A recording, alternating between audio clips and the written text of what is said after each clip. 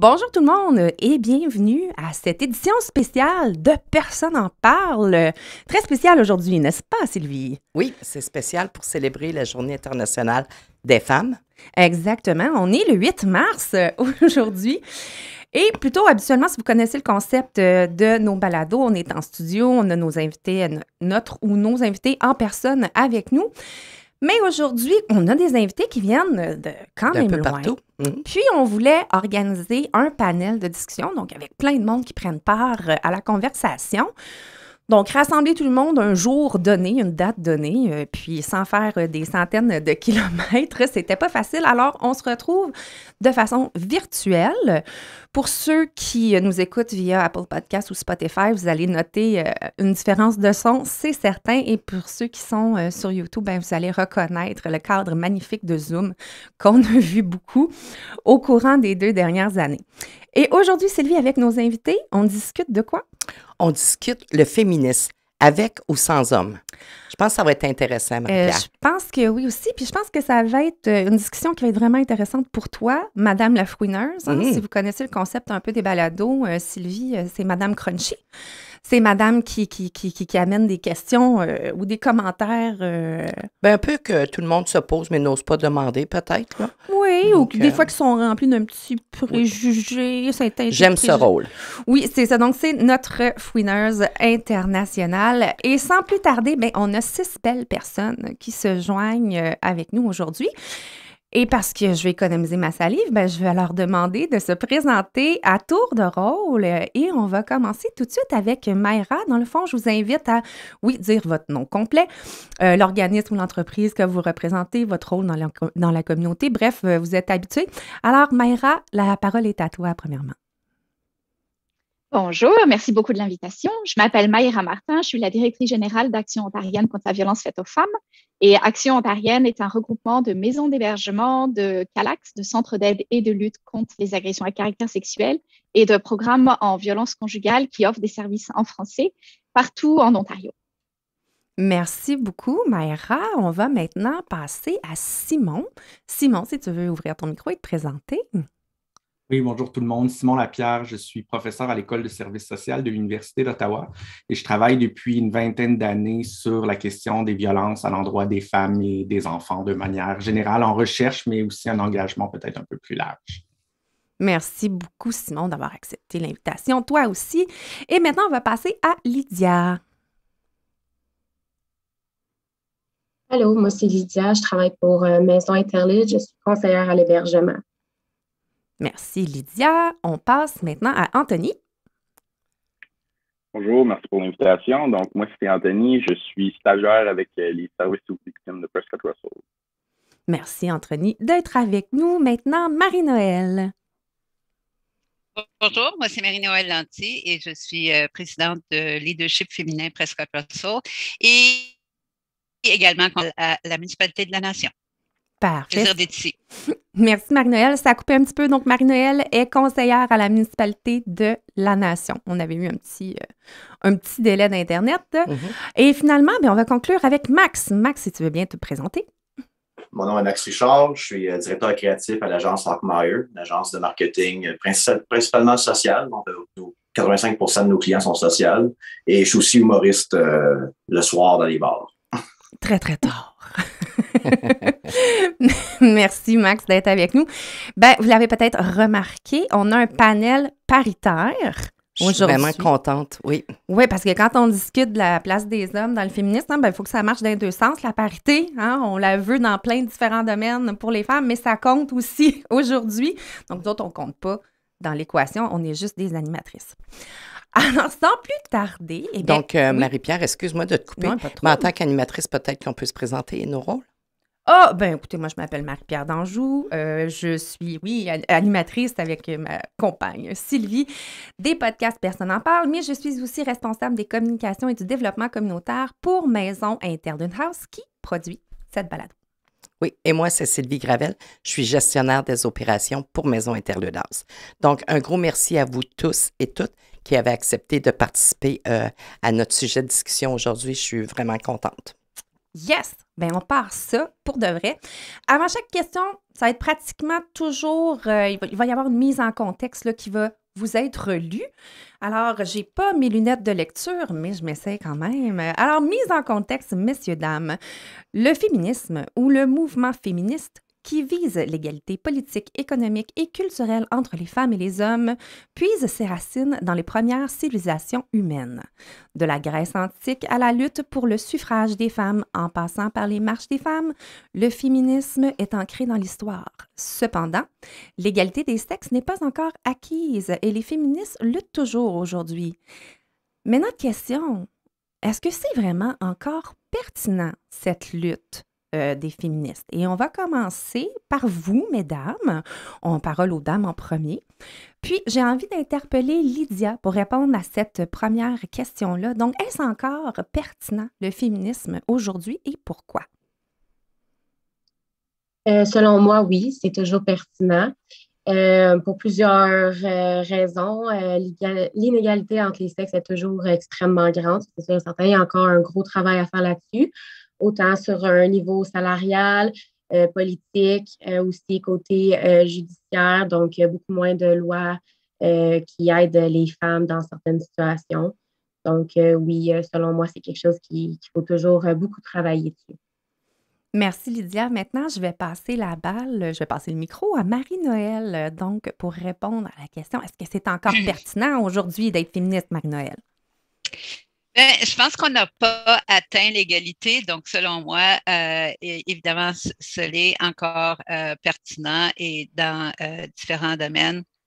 Que ce soit au niveau de la politique, de la gouvernance, au niveau de la place des filles et des jeunes femmes dans l'espace public. Je crois qu'il y a énormément encore de travail à faire parce que la représentation féminine est toujours moindre, même si notre poids démographique est au-delà de celui des hommes. Donc, oui. Il y a encore du travail à faire. Merci, Marie-Noël. Et pour conclure du côté des dames, Mayra, s'il te plaît, si tu veux répondre à la question de la pertinence du féministe aujourd'hui. Je ne vais pas être très originale, mais oui, le féminisme est toujours important. Donc, c'est certain, comme mes deux consoeurs l'ont dit, il existe toujours énormément d'inégalités entre les hommes et les femmes. Et puis, pour peut-être apporter un autre élément aussi de réflexion, je pense que c'est intéressant quand on regarde l'histoire du féminisme, c'est finalement pas du tout quelque chose qui est statique. On a toujours des choses, il y a toujours des choses nouvelles qui arrivent. Donc, avant, on mettait beaucoup d'accent, par exemple, dans les pays occidentaux, sur le mouvement des femmes blanches. Mais on s'apercevait qu'il y avait beaucoup d'autres femmes qui étaient mises à l'écart et dont on se souciait peu. Donc, on a vu émerger d'autres sortes de féminisme, le féminisme des femmes noires, des femmes musulmanes. Et tout ça, en fait, ça continue la réflexion. Et puis aujourd'hui, on parle beaucoup du féminisme intersectionnel. Donc, en fait, c'est jamais statique et on a toujours des choses à apprendre. On a toujours aussi des nouvelles façons d'inclure, des nouvelles façons de penser. Et je pense que c'est extrêmement intéressant aussi, même quand tu te dis, oui, moi, je suis féministe, mais tu n'étais peut-être pas la même féministe que tu étais il y a 10 ans, que tu étais il y a 20 ans. Et puis, ton féminisme va probablement aussi changer dans les 10, 15, 20 prochaines années. Donc, c'est aussi ça qui est vraiment intéressant dans le féminisme, c'est toute cette évolution et cette croissance. Merci, Mayra, pour cette belle réponse. Maintenant, messieurs, ben là, vous n'allez pas trop avoir le choix de dire, en tout cas, hein, avec les arguments de mesdames qui ont passé avant vous, ça va être difficile de dire le contraire. Mais pour vous, le féminisme, est-ce que ça a encore sa place aujourd'hui? Et je vais donner la parole en premier à Anthony. Donc, est-ce que c'est encore pertinent d'un point de vue des gars, là? Est-ce que les madames avec leurs pancartes, c'est supposé être toi qui dis ce genre d'affaires-là? C'est supposé être la fouineuse qui lance ces gros clichés-là, mais les madames avec leurs pancartes, c'est-tu too much ou ça a encore sa place aujourd'hui? Selon moi, ça a encore sa place parce qu'il y a encore du travail à faire, je pense, justement, pour avoir l'égalité. Si on regarde politique, on commence à avoir des changements dans les dernières années. Niveau salarial, je trouve qu'il y a encore du travail à faire. Donc, 100%, je dirais qu'il y a encore la place à ça. Puis, du travail à faire aussi. Oui, définitivement.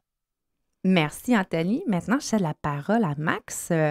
Max, de ton côté, qu'est-ce que tu en penses, toi, la pertinence du féminisme aujourd'hui?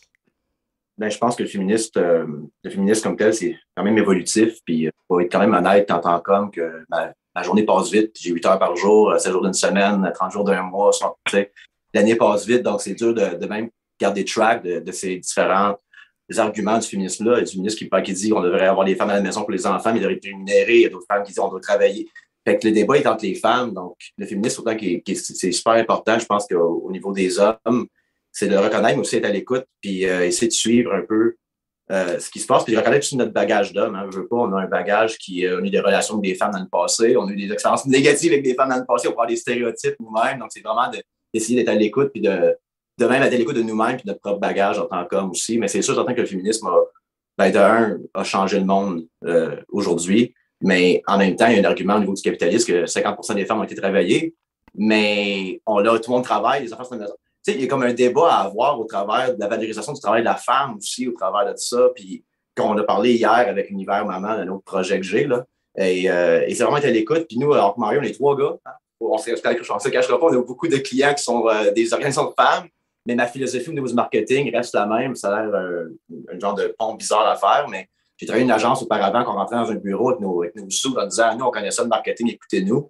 Aujourd'hui, j'ai jamais aimé cette philosophie-là. Donc, quand on arrive avec un client comme, mettons, Maison Interlude, là, on arrive, on a des questions, on prend genre des notes pour pouvoir mieux comprendre justement ces enjeux-là. Fait que je pense que c'est un job d'écoute qu'on doit faire davantage.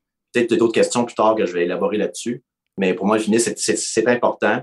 Mais de me positionner sur le féminisme en 2022, it's a rocky road. Je préfère écouter puis vraiment prendre en note tous les changements et les évolutions à travers ce mouvement-là. Donc, c'est un peu mon opinion sur le féminisme en 2022. Merci, Max. Simon, veux-tu être celui qui conclut ce premier tour de table? Oui, avec plaisir. Puis évidemment, il n'y aura pas beaucoup de controverses sur cette première question-là. Oui, pour moi, c'est indéniable que le féminisme est toujours pertinent, malgré tous les gains qui ont été faits par le mouvement féministe au cours des dernières années, des dernières décennies.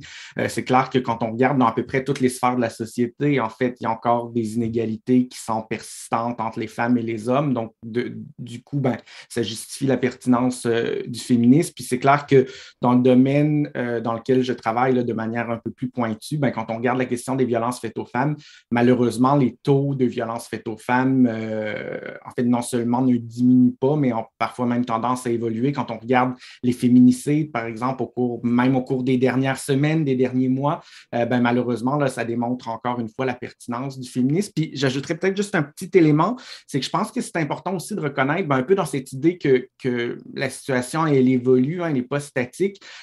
On s'en aperçoit aussi de la pertinence du féminisme, peut-être dans des moments où c'est plus difficile, dans des moments de crise. On l'a vu avec la pandémie des 2 dernières années où ça a été difficile pour tout le monde, mais où ça a encore mis en évidence la pertinence du féminisme parce que qui est surtout retourné à la maison, ce sont surtout les femmes qui ont dû s'occuper des enfants, du travail, de la maison, ce sont surtout les femmes qui ont été particulièrement vulnérables aux violences conjugales, aux violences sexuelles. Dans ce contexte-là, encore une fois, ce sont surtout les femmes. Donc, je pense que c'est dans des moments, entre autres dans des moments comme ça, plus difficiles, dans des moments de crise, là où on se rend compte que les conditions des femmes et même les gains qui ont été faits par le mouvement féministe sont fragiles et que les féministes doivent continuer de se battre, mais aussi continuer d'être vigilantes pour ne pas perdre les acquis qui ont été faits au cours des dernières années et des dernières décennies. Très, très, très bon point. Merci beaucoup, Simon. Très intéressant, Marie, ce que j'entends. Mais j'ai une question. Est-ce que le mot féministe fait peur, selon vous? Là, on pitch ça à qui en premier? Choisis à qui tu l'envoies. Bien, Simon, tu es là, donc selon toi, est-ce que le mot féministe fait peur? Je dirais oui et non. Tu sais, oui, je pense que pour certaines personnes, le mot féministe continue de faire peur. Il y a encore beaucoup d'incompréhension par rapport à qu'est-ce que c'est le féminisme, qu'est-ce que ça signifie. Encore beaucoup de préjugés, de stéréotypes. Donc oui, je pense que pour certaines personnes, ça continue de faire peur.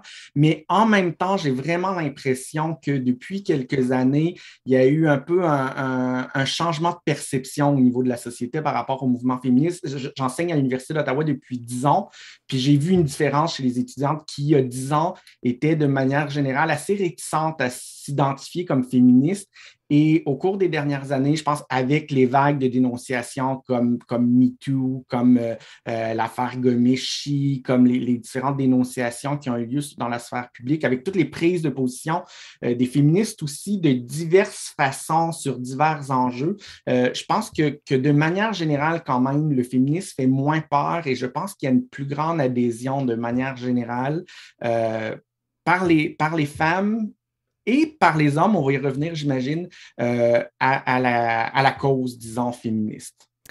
OK. J'ai envie ensuite, la question que tu viens de poser, j'ai envie de la poser à probablement notre plus jeune participante aujourd'hui, Lydia, parce que ben là, mon petit doigt me dit que Marie-Noël, Maïra n'ont pas peur de s'affirmer comme étant féministe.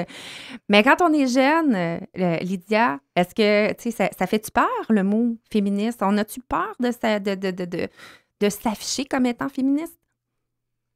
Moi, je trouve pas, mais quelque chose, par exemple, que j'ai certainement remarqué, c'est qu'avec le temps, je trouve que le mot féministe a vraiment changé. La réaction maintenant du monde, je trouve, quand on dit qu'on est féministe, c'est beaucoup OK, donc, désolé le terme, mais toi, t'es folle. Moi, je me suis déjà fait dire ça. OK, donc t'es folle parce que t'es féministe. Non, pas du tout. C'est comme si tu penses qu'on veut être supérieur à l'homme. Mais c'est pas ça qu'on essaie de dire. On veut vraiment juste être égal. Puis ça, c'est quelque chose avec le temps, avec les années, je trouve qu'il a énormément changé chez la perspective des personnes. Mais moi, c'est sûr que je m'identifie en tant que féministe. Même qu'à un point que moi, en fait, je me suis fait tatouer Girl Power. Oh yeah! Puis je dois dire que je me suis fait énormément juger pour ça, comme beaucoup, beaucoup, beaucoup. Mais en même temps, les filles adorent ça quand ils voient ça. Ah ouais, let's go, il faut qu'on se soutienne, il faut qu'on s'entraide. Mais c'est ça, ça dépend aussi des générations. Si j'ai remarqué, les personnes peut-être plus âgées, ils vont plus être portées à juger ça que les plus jeunes. Mais Lydia, moi, je t'écoute me parler. Tu parles de génération et ça, puis tes amis aussi te demandent ou t'ont dit t'es folle, tu t'identifies comme féministe. Mais j'ai entendu dire aussi qu'il y a beaucoup de jeunes femmes qui, pour elles, on a atteint ce qu'on avait à atteindre, qu'on n'avait plus de débat à faire. Qu'est-ce que tu penses de ça? Mais est-ce que tu entends ça de ta génération? Des jeunes filles qui pensent qu'on a atteint l'égalité, qu'on a les acquis, puis on n'a plus à débattre ou à revendiquer ou... Je ne sais pas si c'est plus par mon entourage, mais non, moi, personnellement, je n'ai pas entendu ça. OK. Peut-être mes amis gars, oui, par exemple. J'en ai un que lui, il va beaucoup juger. Donc, des fois, j'essaie de lui ouvrir l'esprit puis lui faire comprendre plus notre point de vue. Des fois, ça marche, des fois, ça ne marche pas. Mais c'est ça, non, en général, moi, j'entends pas ça de mon côté, vraiment. OK. Est-ce qu'il y a quelqu'un d'autre qui entend ce discours-là, comme quoi que les femmes ont atteint l'égalité? Vous pouvez ouvrir votre micro si jamais il y a quelqu'un qui a un petit quelque chose à dire de ce côté-là. Sinon, on va pas. Vous pouvez me faire un signe de la main si vous voulez prendre parole. Je vous vois très bien à l'écran. Maïra? Je me demande si j'ai un peu la même analyse que Simon. J'ai l'impression que la nouvelle génération, entre guillemets, on va dire les 15-25 ans, sont beaucoup plus engagés pour ce qui est la justice sociale que ce que même ma génération à moi ou celle de nos parents pouvait être. Et pour toutes les questions d'antiracisme, anti-oppression, toute l'inclusion de la communauté LGBTQ, même peut-être tout le mouvement écologiste. J'ai l'impression qu'il y a un peu une prise de conscience et on a tendance, c'est d'ailleurs très, ça fait partie d'oppression et de discrimination, mais à vouloir minimiser, à vouloir un peu nier, un peu cet engouement de la jeunesse par rapport à la justice sociale et à des engagements comme ça. Et je pense que c'est très... il faut au contraire l'encourager. Il faut pas minimiser, puis il faut pas leur dire « Oh, t'es jeune, ça passera. Attends d'avoir 40 ans et puis tu vas y revenir. » Il faut le faire mûrir, et vraiment l'encourager parce que je pense qu'ils ont la solution. Moi, je crois beaucoup que la génération d'après sera meilleure que la génération d'avant.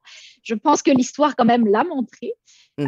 Et donc, ouais, j'ai pas mal d'espoir quand même que pour des grandes questions comme ça, la nouvelle génération sera meilleure que la nôtre. En tout cas, c'est mon espoir. C'est encourageant aussi. J'ai une Attends, il y a Max qui va ajouter quelque chose. Excuse-moi, Max. c'est très anecdotique. Là, je veux pas, je suis la personne que je suis, j'ai la vie que j'ai eue. Là, mais ça fait quand même 10 ans que je fais de l'humour. Et on parle de la Green Room, qui est la salle derrière où les humoristes se rencontrent. Puis, tu sais, il y a 10 ans, j'avais 25 ans. Il y avait des personnes boomers, on va appeler, mettons, qui faisaient de l'humour dans le temps, tu sais, qui faisaient de l'humour de mon oncle. Dans la Green Room, ben, entre humoristes, on s'envoie des affaires horribles. On se dit des choses horribles, c'est la joke de faire, la pire joke que tu peux faire. Mais je trouve que les Green Rooms ont changé avec la nouvelle génération d'humoristes qui rentrent, parce que les femmes prennent autant leur place que les hommes dans cette bracket d'âge-là, en bas de 30 ans. Ou est-ce qu'avant, là, des fois, moi, j'étais tout petit, hein, à 25 ans, tu viens de commencer, fait que tu ne parles pas pour défendre personne, mais j'ai vécu des situations complètement dégueulasses dans des Green Rooms, dans des commentaires envers des femmes humoristes derrière ça, qu'aujourd'hui, on a la chance quand je parle, ben, il y a d'autres monde qui se lèvent à ce moment-là dans le Green Room. Puis je pense que les mononcles, avec leur joke plate, sont de moins en moins les bienvenus. Ils se font de moins en moins booker aussi parce qu'il y a une nouvelle génération d'humoristes qui pognent, qui ont des 10 000, 100 000 likes et qui s'associent. Je ne veux pas dire qu'ils s'associent féministes, mais qu'au moins la conversation a changé. Et je trouve que la femme prend plus sa place dans la Green Room à être aussi rough and tough, à avoir du fun au travers de tout ça. Puis, ça pour moi, ça a changé l'environnement de l'humour, juste de mon vécu en 10 ans. Là. Max, quand tu parles de changement, je suis curieuse. Est-ce que, quand tu parles de changement dans la green room entre hommes, parce que des femmes humoristes et tout, s'il y avait un commentaire sexiste que quelqu'un faisait dans la green room, est-ce que, je sais pas, toi ou les autres, ces hommes-là, est-ce qu'ils sont à l'aise de l'aborder, d'en parler?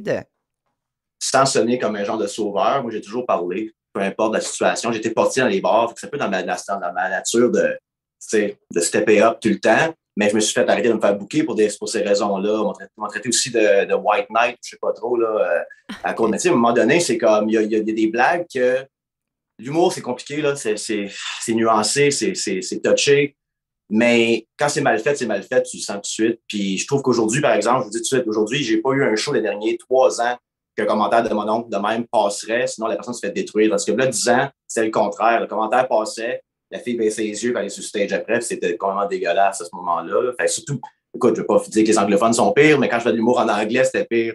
Ces Green Room-là qu'en français, mais il y a aussi beaucoup moins de femmes humoristes en anglais à Montréal dans le temps. Donc, je trouve que là, une meilleure camaraderie entre cette génération-là, non seulement entre les femmes de cette génération-là, mais aussi les hommes, qu'eux, ils ont les hommes en bas de 25 ans, qu'eux, ils n'ont même pas ces jokes-là dans les autres. Là. Fait que c'est un autre, on est un peu ailleurs au niveau du mindset dans ces green rooms-là. En tout cas, de mon expérience en 10 ans. Là. Parfait. Je veux juste être certaine. Je pense que j'avais vu Simon qui avait levé la main. Ça se peut-tu, Simon?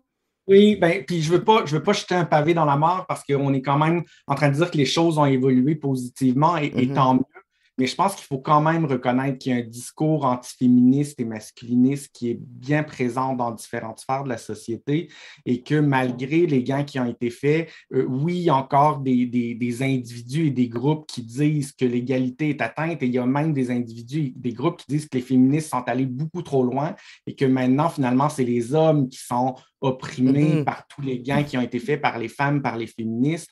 Et malheureusement, on voit, je veux dire, il y a eu quand même au Canada et ailleurs des attaques contre les féministes. Je veux dire, on parle souvent de Polytechnique en 89, mais je veux dire, il y a eu une attaque à Toronto au camion bélier il n'y a pas si longtemps.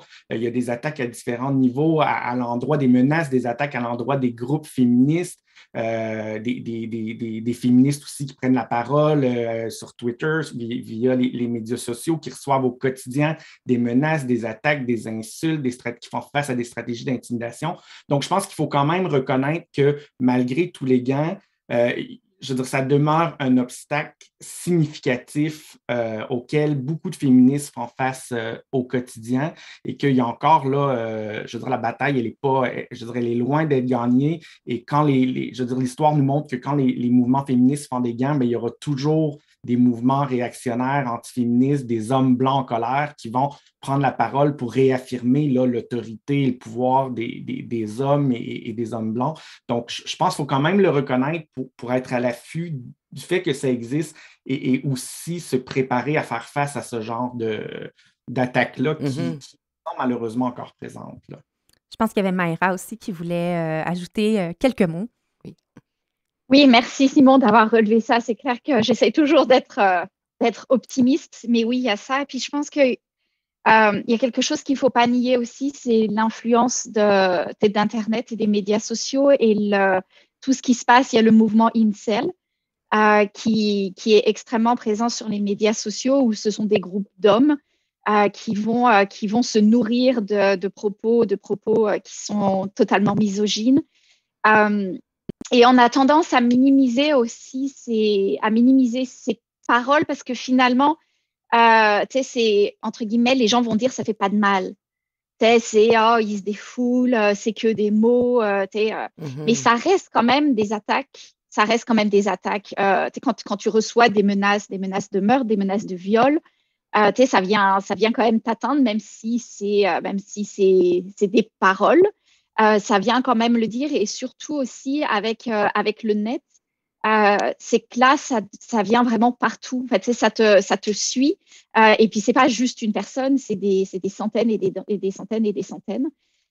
Et puis, il faut aussi à chaque fois essayer d'analyser quand il y a des événements qui se passent, et notamment des meurtres de masse. Simon mentionnait la voiture à Toronto. Il faut aller creuser un peu plus quelles sont les motivations derrière ces personnes-là. Et très souvent, la majorité des gens avaient dit un fou qui a renversé plus d'une dizaine de personnes à Toronto. Mais c'est plus qu'un fou. C'était une personne qui était extrêmement active sur les réseaux, dans les groupes incel, et qui tenait des propos extrêmement misogynes. Et d'ailleurs, la majorité des victimes étaient des femmes et des filles. Donc, il y a aussi ça, il faut aussi avoir cette analyse-là. Même quand tu réfléchis à la tuerie qu'il y a eu à Portapique, il y a maintenant à peu près 1 an, c'était un homme violent. Il avait été accusé de violence conjugale. Donc, il y a tous ces liens-là. Il y a beaucoup de recherches qui sont faites aux États-Unis parce qu'il y a malheureusement là-bas, il y a plus de meurtres de masse. Mais à partir du moment où tu vois des meurtres de masse, généralement, ce sont des hommes blancs qui sont violents et les premières manifestations de la violence sont contre les femmes et notamment leurs compagnes. Donc, il y a aussi cette analyse-là qu'il faut voir et pas simplement prendre ça comme étant des événements soit pas graves ou juste aller chercher le côté un peu dramatique, mais aller creuser aussi dans ces histoires-là et voir qu'est-ce qu'on peut faire aussi en termes de prévention. Excellent, merci Mayra. Est-ce que j'ai vu Marie-Noëlle aussi qui a Oui. levé la main? Marie-Noëlle, la parole est à toi. Merci. Oui, puis pour retourner un petit peu la comparaison au green room de la table de conseil, Max, même si c'est complètement pas la même chose. Mais ce qu'on remarque, c'est que plus on a de femmes autour des tables en politique, moins on entend de jokes de mon oncle, parce que ça devient plus gênant de le faire. De la même façon que c'est plus gênant maintenant quand on a plus de femmes qui nous entourent dans un certain milieu. Alors, je pense que, puis ça, même pour quand les enfants grandissent, si leur environnement est tel que les deux parents, on voit vraiment un bon partage du pouvoir décisionnel, des tâches, etc., c'est plus normal pour nous de voir l'autre. C'est tout à fait normal de voir l'autre comme étant notre égal. Mais ce n'est pas encore le cas, malheureusement. Donc, pour moi, la présence féminine partout où les décisions sont prises, c'est ça qui peut vraiment faire avancer les choses et changer les choses pour que ce soit pas la parité, l'équité, c'est pas quelque chose de nécessaire, mais de naturel. Alors, pour moi, c'est là où je pense que on peut faire avancer les choses plus rapidement. Puis c'est vraiment dommage qu'on se penche surtout sur le sujet en temps de crise, comme Simon parlait tantôt du COVID. On parle des attaques, que ce soit à la Polytechnique ou autre, et puis des féminicides. Puis souvent, on me demande, ben, est-ce que tu as des commentaires, excusez, par rapport à la façon que tu es traitée comme politicienne? Puis, moi, je me dis toujours, ben, je me fais pas maganer, je me fais pas insulter à tour de bras, mais des fois, il y a des petites subtilités qui sont détectées. Puis ça, je pense que tant et aussi longtemps que justement les hommes blancs ou les hommes ne reconnaîtront pas leurs privilèges par rapport au genre, on n'aura pas cette sensibilisation-là. Puis ça, il faut en être très conscient. Puis nous, les femmes, parce qu'on a vécu cette influence-là, on a vécu c'est peut-être des petites micro-agressions là, tout le long de notre vie. Alors, ce n'est pas quelque chose de nouveau. Notre réalité, la façon dont tu es élevé est différente de celle des gars. Même dans une même famille, ce n'est pas la même réalité. Donc, c'est sûr que nous, on peut rapidement détecter le privilège. Puis lorsqu'on parle des personnes racisées, puis c'est là que moi, même entre femmes blanches et les femmes racisées, c'est là que on veut aussi être conscientisé au fait que je dois reconnaître que moi aussi, j'ai un privilège par rapport à la femme autochtone ou par rapport à la femme racisée, puis en être consciente. Puis ça, c'est du travail. Donc, ce que je dis, c'est que par rapport au genre, c'est la même chose. Il y a du travail à faire par rapport aux hommes puis aux garçons. Puis ça dépend beaucoup de la façon dont les garçons sont élevés et les filles. J'aimerais ça faire un tour de table pour savoir, est-ce que c'est difficile de s'identifier en tant que féministe en 2022 aujourd'hui, en tant que femme ou homme? Peut-être faire un tour de table. Vas-y donc, Marie-Noël, vu qu'on a toi à l'écran présentement. Pour moi, non. Puis, écoute, peut-être parce que depuis longtemps, on me sait féministe ou mais aujourd'hui, je pense qu'on parle plutôt de femmes qui entreprennent des rôles de leadership. Je pense que c'est vraiment ça, peut-être plus que de la discussion autour du féminisme. Parce que plus on prend de leadership, plus on prend de place, plus on est aux tables décisionnelles, plus on change les choses. Parce que c'est tout un système, un système patriarcal à travers qu'on a encore de nos jours. Donc, pour changer ça, on doit, tant qu'à moi, le changer de l'intérieur.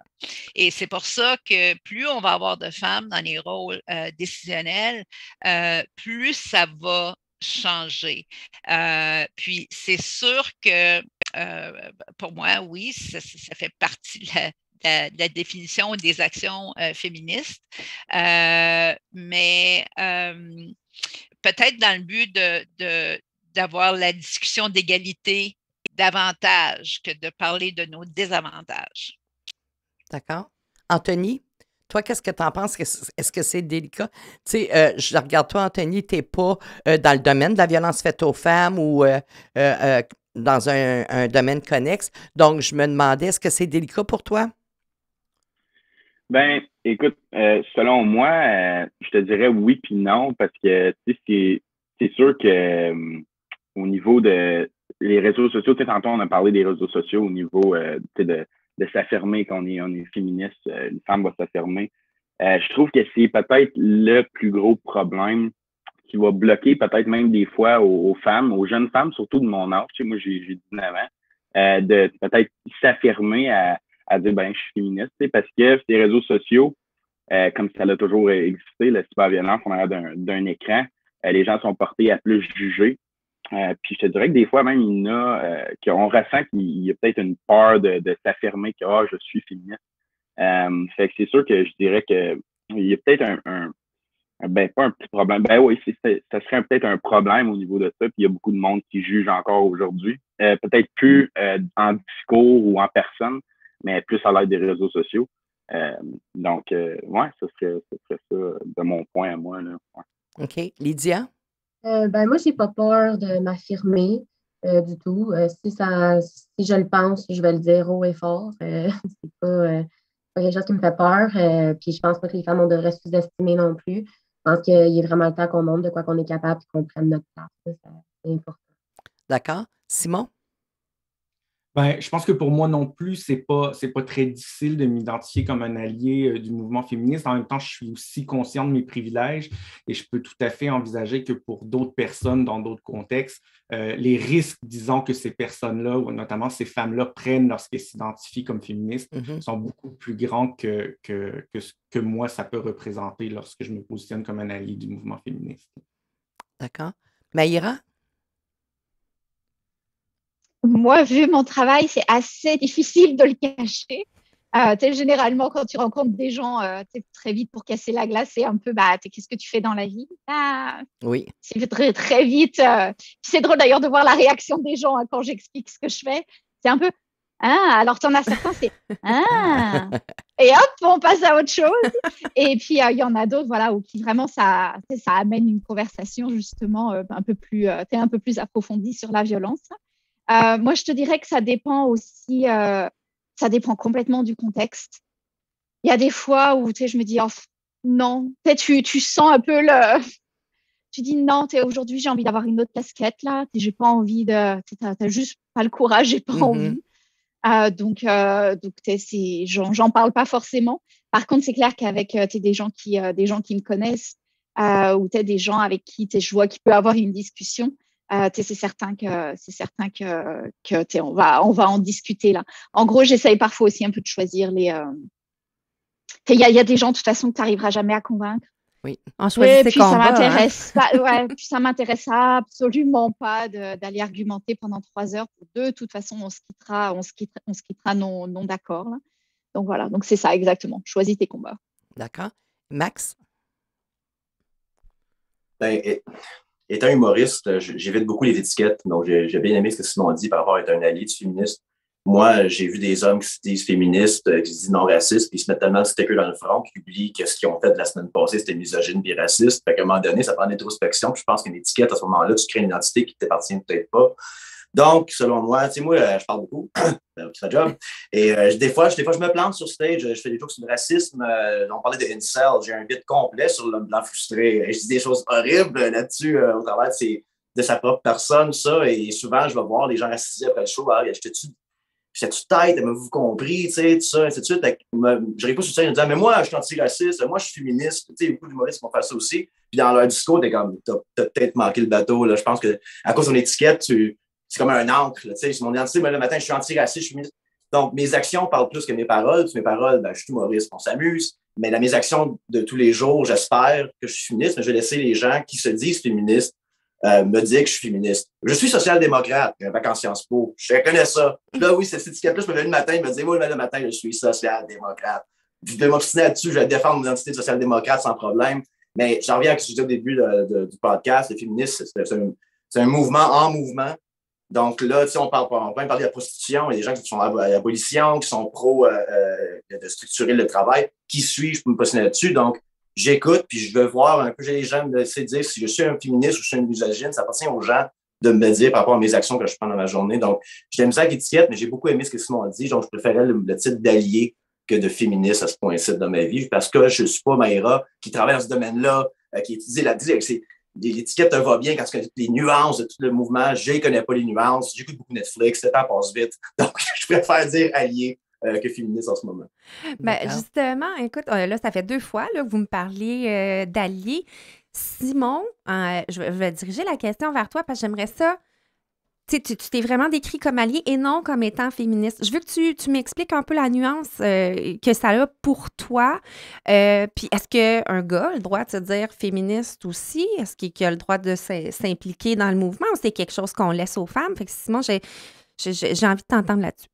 Ben, en fait, pour moi, ce qui est clair, c'est que le féminisme, c'est d'abord et avant tout un mouvement qui est par et pour les femmes. Et c'est vraiment pour moi important de le reconnaître que, je veux dire, tout, tu sais, si on est aujourd'hui rassemblés pour parler du féminisme, c'est vraiment grâce à tout le travail qui a été fait par les femmes au cours des dernières décennies, ben, je veux dire, on parle même de siècles là, quand on parle de l'avancement au niveau du mouvement des femmes. Donc, pour moi, ce qui est vraiment clair, c'est que le féminisme, c'est d'abord et avant tout un mouvement par et pour les femmes. Et dans ce contexte-là, en fait, j'aurais le goût de laisser aux femmes de décider si un homme peut se dire féministe ou non, ou si c'est un titre qu'elle préfère garder pour elle-même, ce qui, de mon point de vue, est tout à fait justifié. Donc, en fait, je trouve que je n'ai pas la légitimité de répondre à cette question-là.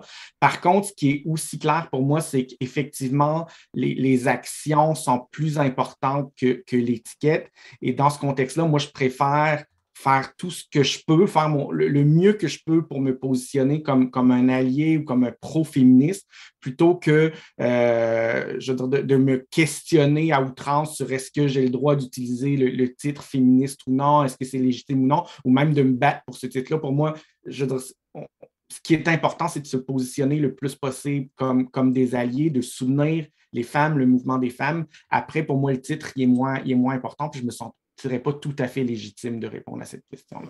Ben, j'ai envie d'abord de passer la balle à Maïra. Est-ce que toi, Maïra, tu te sens plus à l'aise de répondre à la question est-ce qu'un gars a le droit de se dire féministe ou on est alliés puis on garde les rangs, là? Ouais, j'ai l'impression que je vais être le jury aujourd'hui. Je vais donner les étiquettes aux gens. Écoute, moi, j'ai beaucoup aimé ce que Max et Simon, en fait, ont dit parce que tu peux t'afficher comme étant, tu te mets toi-même tes étiquettes et puis tu t'affiches comme étant cette personne-là. Mais en fin de compte, encore une fois, c'est les actions qui vont vraiment définir si tu l'es réellement ou pas.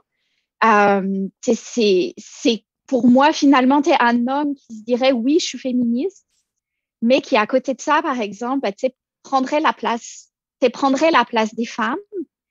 Ben, pour moi, non, du coup, tu n'es pas féministe. Ça serait plus du coup dans l'action, c'est plus de reconnaître donc oui qu'il y a des inégalités entre les hommes et les femmes, que oui les hommes ont des privilèges, mais surtout qu'est-ce que tu fais du coup toi pour essayer de minimiser ces inégalités, parce que chacun d'entre nous peut agir à son propre niveau. Donc au lieu de te porter un peu des belles paroles en disant je suis féministe, c'est plus qu'est-ce qui me le prouve que vraiment tu es féministe? Qu'est-ce que tu fais au jour le jour qui dit que oui, tu es féministe? Et puis après, on pourra voir si oui ou non, tu as le droit de l'avoir, le titre. Après aussi, il faut faire attention avec les titres tu es féministe. Parce que moi, je suis féministe, mais mon féminisme peut être différent de celui de Marie-Noël, de celui de Lydia et de celui de tout le monde, d'autres personnes. Et puis, je pense que c'est ça aussi qui est important finalement, c'est de... Vous disiez, est-ce que ça fait peur de s'identifier comme féministe? Je pense que le féminisme, c'est un peu une philosophie et finalement, tu prends ce qui te correspond à toi, ce qui correspond à tes valeurs. Et puis, de considérer qu'il n'y a pas une définition universelle d'être féministe et qu'il n'y a pas une bonne féministe ou il n'y a pas une mauvaise féministe. C'est plus, on a toutes des convictions et on veut tout aller vers l'égalité. Donc, encore une fois, c'est plus par nos actions que finalement on montre qu'on l'est. Et puis, on appartient à différents mouvements et puis c'est correct. Tous les mouvements féministes sont corrects. Il n'y en a pas un qui a tort, il n'y en a pas un qui a raison. C'est juste on a des valeurs et des principes différents. On a des grands principes universels qui correspondent à toutes les personnes qui se disent féministes. Mais après, il y a plein de particularités. Et puis, c'est ça aussi qui est bien, c'est que ça fait un débat et ça continue la construction. Moi, j'ai une autre question. Comment est-ce que les hommes peuvent prendre leur place dans le mouvement féministe sans prendre la place des femmes? Je serais curieuse de vous entendre sur ça. C'est une bonne et une grande question. C'est comment ne pas prendre la place. Je te dirais, encore une fois, c'est pas mal dans les attitudes. C'est une chose qui peut être qui peut paraître un peu, je vais donner un exemple qui peut paraître un peu bête, mais là, par exemple, sur le panel d'aujourd'hui, Quand on invite à parler du féminisme, j'aimerais bien que les hommes se posent la question en disant, est-ce qu'il y a des femmes qui ont été invitées? C'est qui? Est-ce que je suis la personne la plus légitime pour le faire? C'est peut-être ça aussi où il faut t'interroger, c'est à ta place, c'est est-ce que finalement je suis la personne la plus légitime pour le faire? Parfois oui, parfois ça sera tout à fait correct. Mais au moins avoir cette réflexion-là et de façon, donc à la fois du niveau individuel, mais même au niveau des institutions, au niveau au niveau si tu travailles dans une entreprise, si tu es un leader politique, c'est tout le temps essayer de réfléchir en te disant, est-ce que la décision que j'ai prise, est-ce que ça va avoir un effet qui va être négatif pour certains groupes, que ce soit les femmes, les personnes racialisées, etc. Est-ce que je peux faire plus envers ces différents groupes et notamment envers les femmes? C'est essayer de voir aussi qu'est-ce que tu peux faire faire attention que tes actions ne nuisent pas et faire en sorte que tes actions soient les plus inclusives possibles. Je ne sais pas si j'ai bien répondu à la question. Mais Maïra, aussi, dans tes deux dernières interventions, tu nous parles beaucoup d'action. J'ai envie de demander aux autres, c'est quoi dans le day-to-day, dans vos actions, qu'est-ce que vous faites pour qu'on progresse vers l'égalité? Ça peut être des petits gestes, ça peut être des grands gestes, mais concrètement, parce qu'on parle d'action, j'aimerais ça que chacun d'entre vous nous donne une petite action qu'ils font dans leur quotidien. Je vais commencer. Qui, ça fait longtemps, Anthony? Admettons, je te prends de spot, là, je sais bien que... mais quelles actions au quotidien, ou pas obligé d'être à tous les jours, là, mais des petites actions que tu fais pour l'égalité des sexes de ton côté?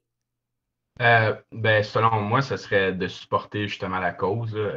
Juste supporter ça, être pour ça aussi, là, empêcher dire aux autres qu'ils le supportent ou qu'ils le supportent pas de la bonne manière ou qu'ils vont juste dire des choses contre ça ou vraiment essayer de rabaisser le mouvement.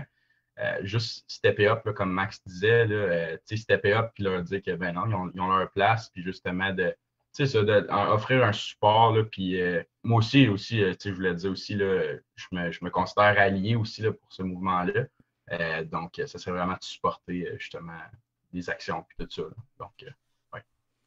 Lydia, toi, dans ton quotidien, on sait maintenant que tu as un tattoo girl power, mais sinon, dans ton quotidien, ça se reflète comment de livrer le combat vers l'égalité, dans le fond? Je dirais qu'il y a une grosse partie aussi par les réseaux sociaux.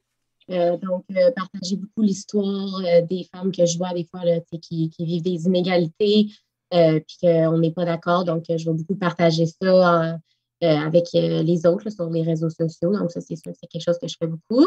Puis aussi, juste encourager. Donc, quand les femmes me disent « Ah, j'aimerais ça faire ça, mais j'ai peur des jugements étant donné que je suis une femme puis qu'il y en a moins là-dedans. » Par exemple, mettons, certains métiers comme aller soudeuses, des choses soudeurs ou des choses comme ça. Donc, vraiment, t'es capable. Puis c'est vraiment juste d'encourager puis d'essayer de supporter ça. Là, puis, ouais. Parfait. Oui, tu voulais ajouter quelque chose, Sylvie? Excuse-moi. Non, mais tandis qu'on parle d'égalité, la violence conjugale, c'est un crime. Malgré tout, elle est encore vécue par beaucoup de femmes. Les agressions sexuelles, ces actes touchent la plupart du temps des femmes, dans une grande majorité des cas. Et les femmes sont encore sous-représentées dans les lieux de pouvoir quand on regarde au niveau de la politique ou aussi dans des positions de pouvoir. Donc, si on regarde, selon la Fondation canadienne des femmes, l'écart salarial entre hommes et femmes au Canada, c'est ce que gagne en moyenne une femme travaillant à temps plein au Canada pour chaque dollar gagné par un homme, c'est 76,8 cents. Comparativement à 1 dollar pour un homme. Oui, c'est ça? Oui. Et ce que gagne en moyenne une comptable agréée pour chaque dollar gagné par un homme exerçant la même profession, c'est 83 cents. À partir de l'écart salarial de 31,5 % en Ontario, le temps qu'il faudrait à une femme pour accumuler la même rémunération globale qu'un homme à 65 ans, c'est 14 ans. Donc, ma question, pensez-vous vraiment qu'on va atteindre l'égalité un jour? À qui tu la poses en premier? Simon, je vais avec toi. je pense qu'on n'a pas le choix de penser que c'est possible. Je pense qu'il faut, pour certaines personnes, ça peut avoir l'air utopique. On est encore, je veux dire, quand on regarde ces différents chiffres-là, c'est clair qu'on est encore loin d'une égalité réelle, là, de faits réels. En même temps, je pense qu'il faut absolument viser, je veux dire, il faut viser cet idéal-là pour pouvoir faire des pas dans la bonne direction et éventuellement y arriver. Donc, je pense que quand on regarde tous les gains qui ont été faits au cours des dernières décennies, des derniers siècles, il y a beaucoup de choses qui, je pense, si on pouvait retourner en arrière il y a 100 ans, puis si on demandait à des personnes qui vivaient à ce moment-là, est-ce que vous pensez que ce sera possible d'arriver à telle ou telle réalité, c'était probablement pour eux quelque chose qui semblait impossible. Et grâce aux efforts et au travail acharné des féministes, on a fait ces gains-là. Donc, on n'est pas arrivé à une égalité de fait qui est réelle, mais je pense qu'il faut continuer de viser cette égalité-là. Il faut continuer de penser que c'est possible et c'est la seule façon d'y arriver. Donc, je pense qu'on n'a pas le choix, en fait, de penser que c'est possible. Et je pense réellement que ça l'est, mais il faut continuer de travailler fort pour y arriver. D'accord. Marie-Noël? Oui, ben, pour moi, oui, c'est sûr. Puis, je pense que le jour où on a déclaré que les droits de la femme sont les droits humains, ça a changé la donne aussi. Et je pense que lorsqu'on regarde, puis on disait tantôt, ben, qu'est-ce que tu fais?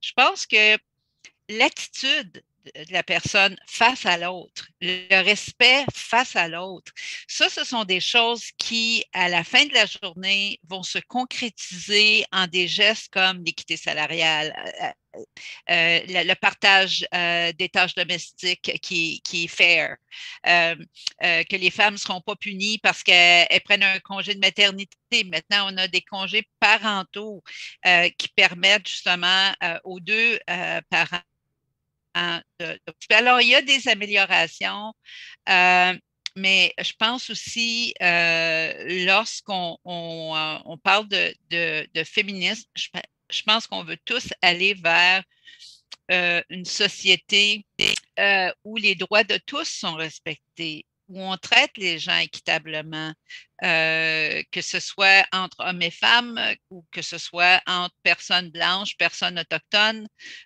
Puis là, il y a de plus en plus, je pense, une sensibilisation au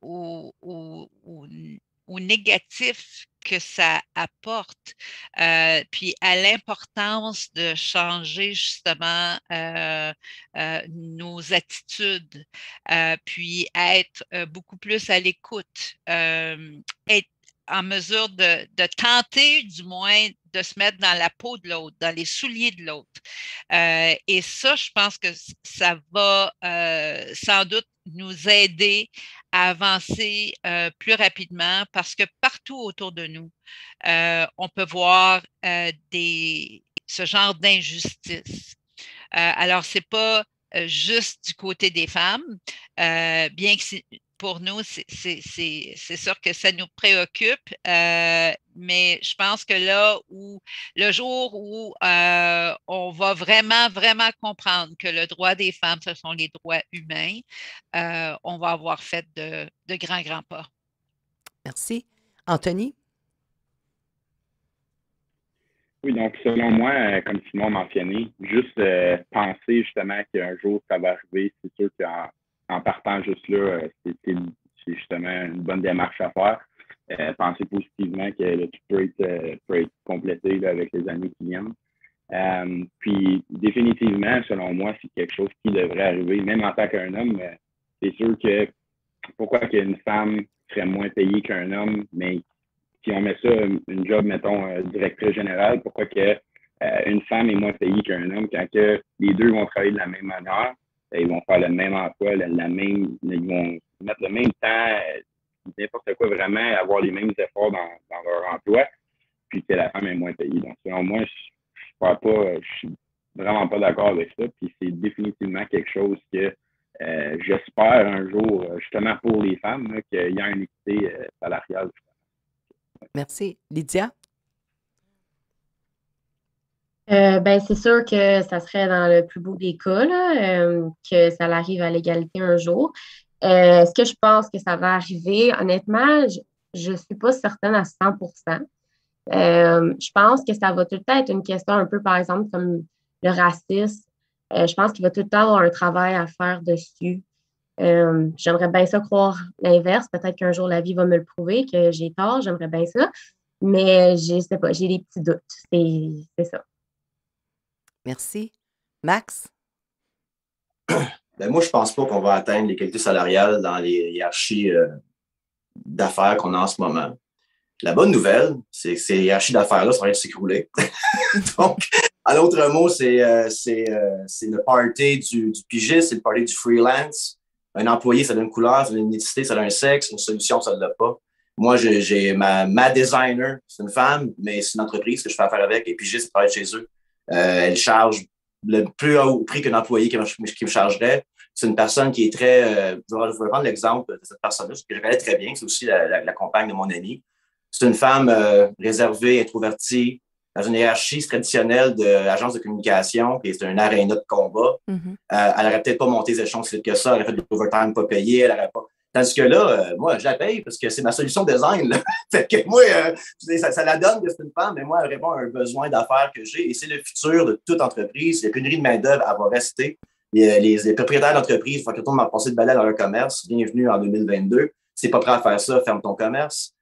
Et c'est un peu le modèle d'affaires Lockmeyer. On est 3 creatives de l'autre côté, mais par contre, tous nos pigistes, tous nos travailleurs qui travaillent sur nos projets, c'est tous des pigistes, puis ils nous chargent un gros prix parce que nous, on fait une plus petite cote avec le client, mais cette personne-là est libre de son temps, on gère, et elle offre une solution. Et cette solution-là, à ce moment-là, moi, je m'en fous de ton identité, de ta religion, de ton sexe. Donc, je pense que dans la hiérarchie capitaliste qu'on est dedans en ce moment, ça va tomber avant qu'on ait l'égalité salariale dans ces hiérarchies-là.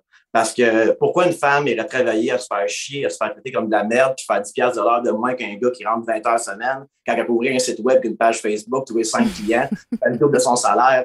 C'est a brave new world. Je pense que c'est justement...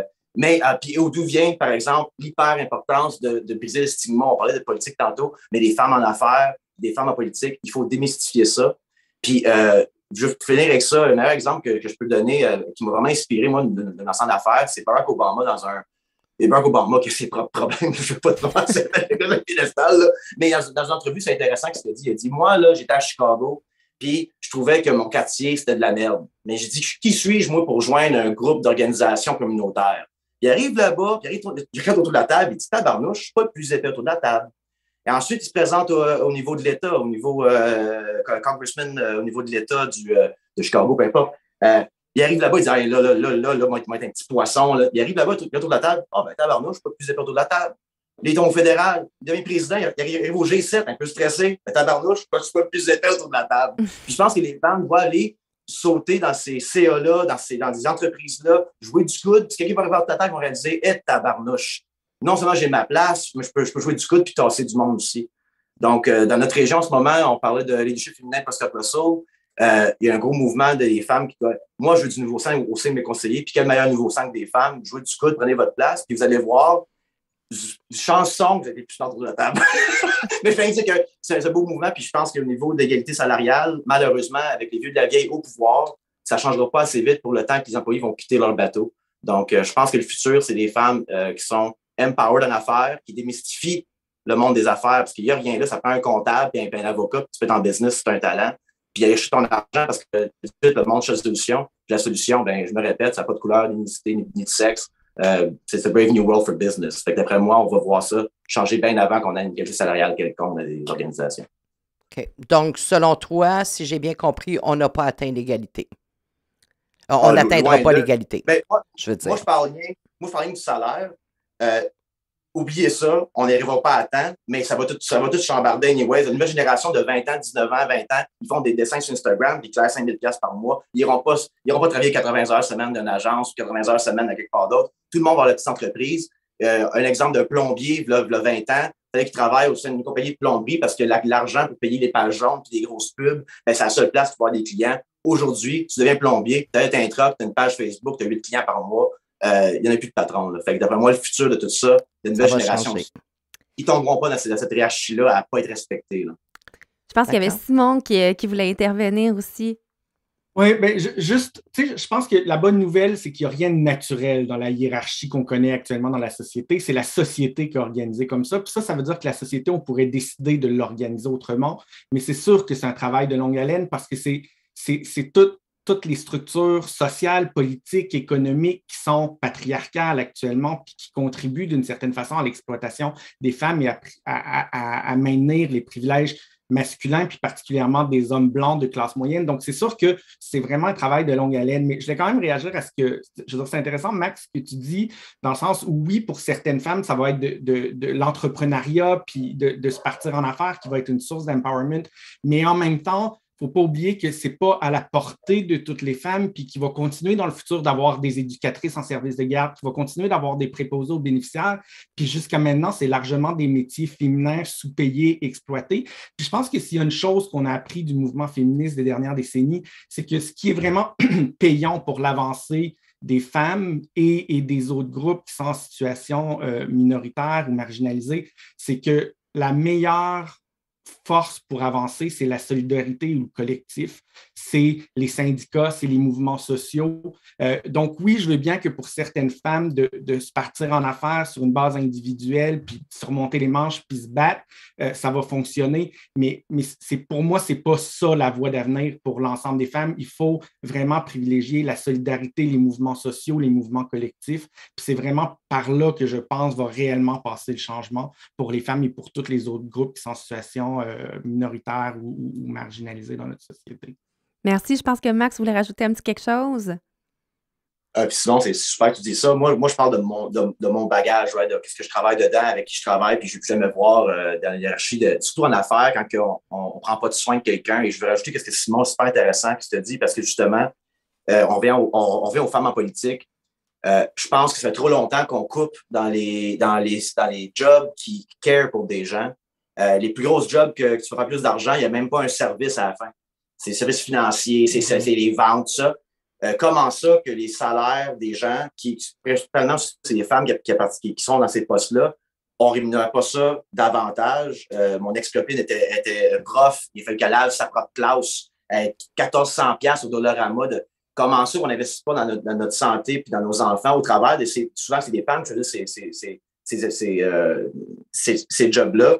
Puis que politiquement parlant, on ne reconnaît même pas que ça devrait être le double du salaire parce que ça n'a pas de bon sens, une journée comme ça, de travailler avec des enfants qui arrivent avec un moitié de Gatorade à l'école. C'est les autres qui prennent soin de la société, puis ces salaires-là ne sont jamais rémunérés à leur propre valeur. Il y a vraiment une introspection à faire au niveau, comme Simon dit, au niveau social, mais ça passe par la politique. On parle plus de politique en femmes pour que ça change aussi. Parce qu'en ce moment, regardons ça, on s'est réveillés, il n'y a plus d'infirmières, puis il n'y a plus de profs. Regardons ça, tu vois, il est un peu trop tard, mais avoir su, on aurait dû investir là-dedans longtemps, parce qu'en ce moment, je connais des amis de filles qui sont professeurs. La fin de semaine, il faut que tu sois barmaid la fin de semaine pour arriver à la fin du mois. Ça it doesn't make sense here. Fait que c'est un peu d'où je viens, moi, c'est vraiment le côté rentrer dans une business ou faire ta propre affaire par toi-même. Mais tout ce qui est métier de care, j'en reviens pas comment c'est dévalorisé dans notre société quand c'est ça qui nous garantit soit des gens en santé ou de s'assurer qu'un enfant de 0 à 6 ans a la meilleure vie possible pour en faire un bon être humain plus tard. C'est vraiment pas de voir à long terme. Je ne veux pas tomber non plus dans le cliché. Mais quand on parle de nurturing, on est en retard sur le nurturing. On aurait dû investir dans le nurturing de 25 ans. Oui, il y a des hommes dans le nurturing aussi, il ne faut pas le cacher, principalement des femmes. Et là, on paye le prix un peu aujourd'hui de ce manque d'investissement-là dans tout ce qui était des jobs de nurturing dans notre société. Puis j'espère que ça va prendre les femmes au pouvoir pour vraiment le reconnaître et réinvestir massivement là-dedans. Ça va coûter cher au début, mais dans 25 ans, on va gagner. Donc, oui, Simon, absolument, je suis d'accord avec toi. Merci. Et Maïra, est-ce que tu penses qu'on va vraiment l'atteindre, cette égalité-là, un jour, toi? Je vous ai dit que j'étais plutôt pessimiste. Là, je vais peut-être plutôt être non pessimiste, être pessimiste. Je me demande si la Terre n'explosera pas avant qu'on atteigne l'égalité, très honnêtement. Après, pour avoir une réponse un peu plus sérieuse, je pense que les droits des femmes ont énormément évolué depuis à peu près moins de 100 ans. Je pense que la première grande victoire des femmes, ça a été le droit de vote. Et on s'entend qu'il n'y a pas si longtemps que ça. Mm-hmm. Mais c'est contre des milliers et des milliers d'années de patriarcat. Donc, ce qu'on a réussi à obtenir en moins de 100 ans, C'est quand même assez remarquable. Donc, même si ça doit encore nous prendre 100 ans pour arriver à la pleine égalité, bah, comparé à une vie, c'est énorme et c'est frustrant. Mais quand tu regardes à l'échelle de l'humanité, de l'histoire de l'humanité, c'est quand même, il y a quand même eu des grandes avancées là. Donc, ouais, je suis à la fois pessimiste et optimiste. Ouais, je suis un peu les deux par rapport à ça. Merci. Maïra. Max a mis la table, puis ça fait aussi quelques fois qu'on entend les femmes en politique. Ben là, c'est sûr que je vais passer la parole à Marie-Noël parce que c'est son cheval de bataille. C'est certainement à elle que je vais demander de répondre. Mais Marie-Noël, pourquoi il y a aussi peu de femmes en politique et aussi qu'est-ce qu'on peut faire pour changer ça? Puis pourquoi c'est important? Bref, toutes ces questions, Marie-Noël, je te les offre à toi en priorité. Oh, écoute, il y en a plein, mais j'ai bien aimé l'exemple de Max tantôt quand il disait par rapport à Barack Obama, quand il est arrivé dans ce milieu-là, il s'était aperçu, non, je suis pas le plus épais, il y en a d'autres qui en connaissent moins que moi. Donc, je pense que par rapport aux femmes en politique, il y a un questionnement dès le départ. Est-ce que je suis assez compétente? Est-ce que j'en connais assez en politique pour m'avancer? Je ne suis pas toujours les nouvelles, je ne suis pas toujours les réunions de conseil ou je ne les suis jamais. Est-ce que je suis capable? Est-ce que j'ai ce qu'il faut? Puis, ça, les femmes se questionnent beaucoup plus que les hommes avant de faire leur saut en politique. À un moment donné, il y avait, puis on parle là, que ce soit, c'est la même chose que ce soit municipal, provincial, fédéral.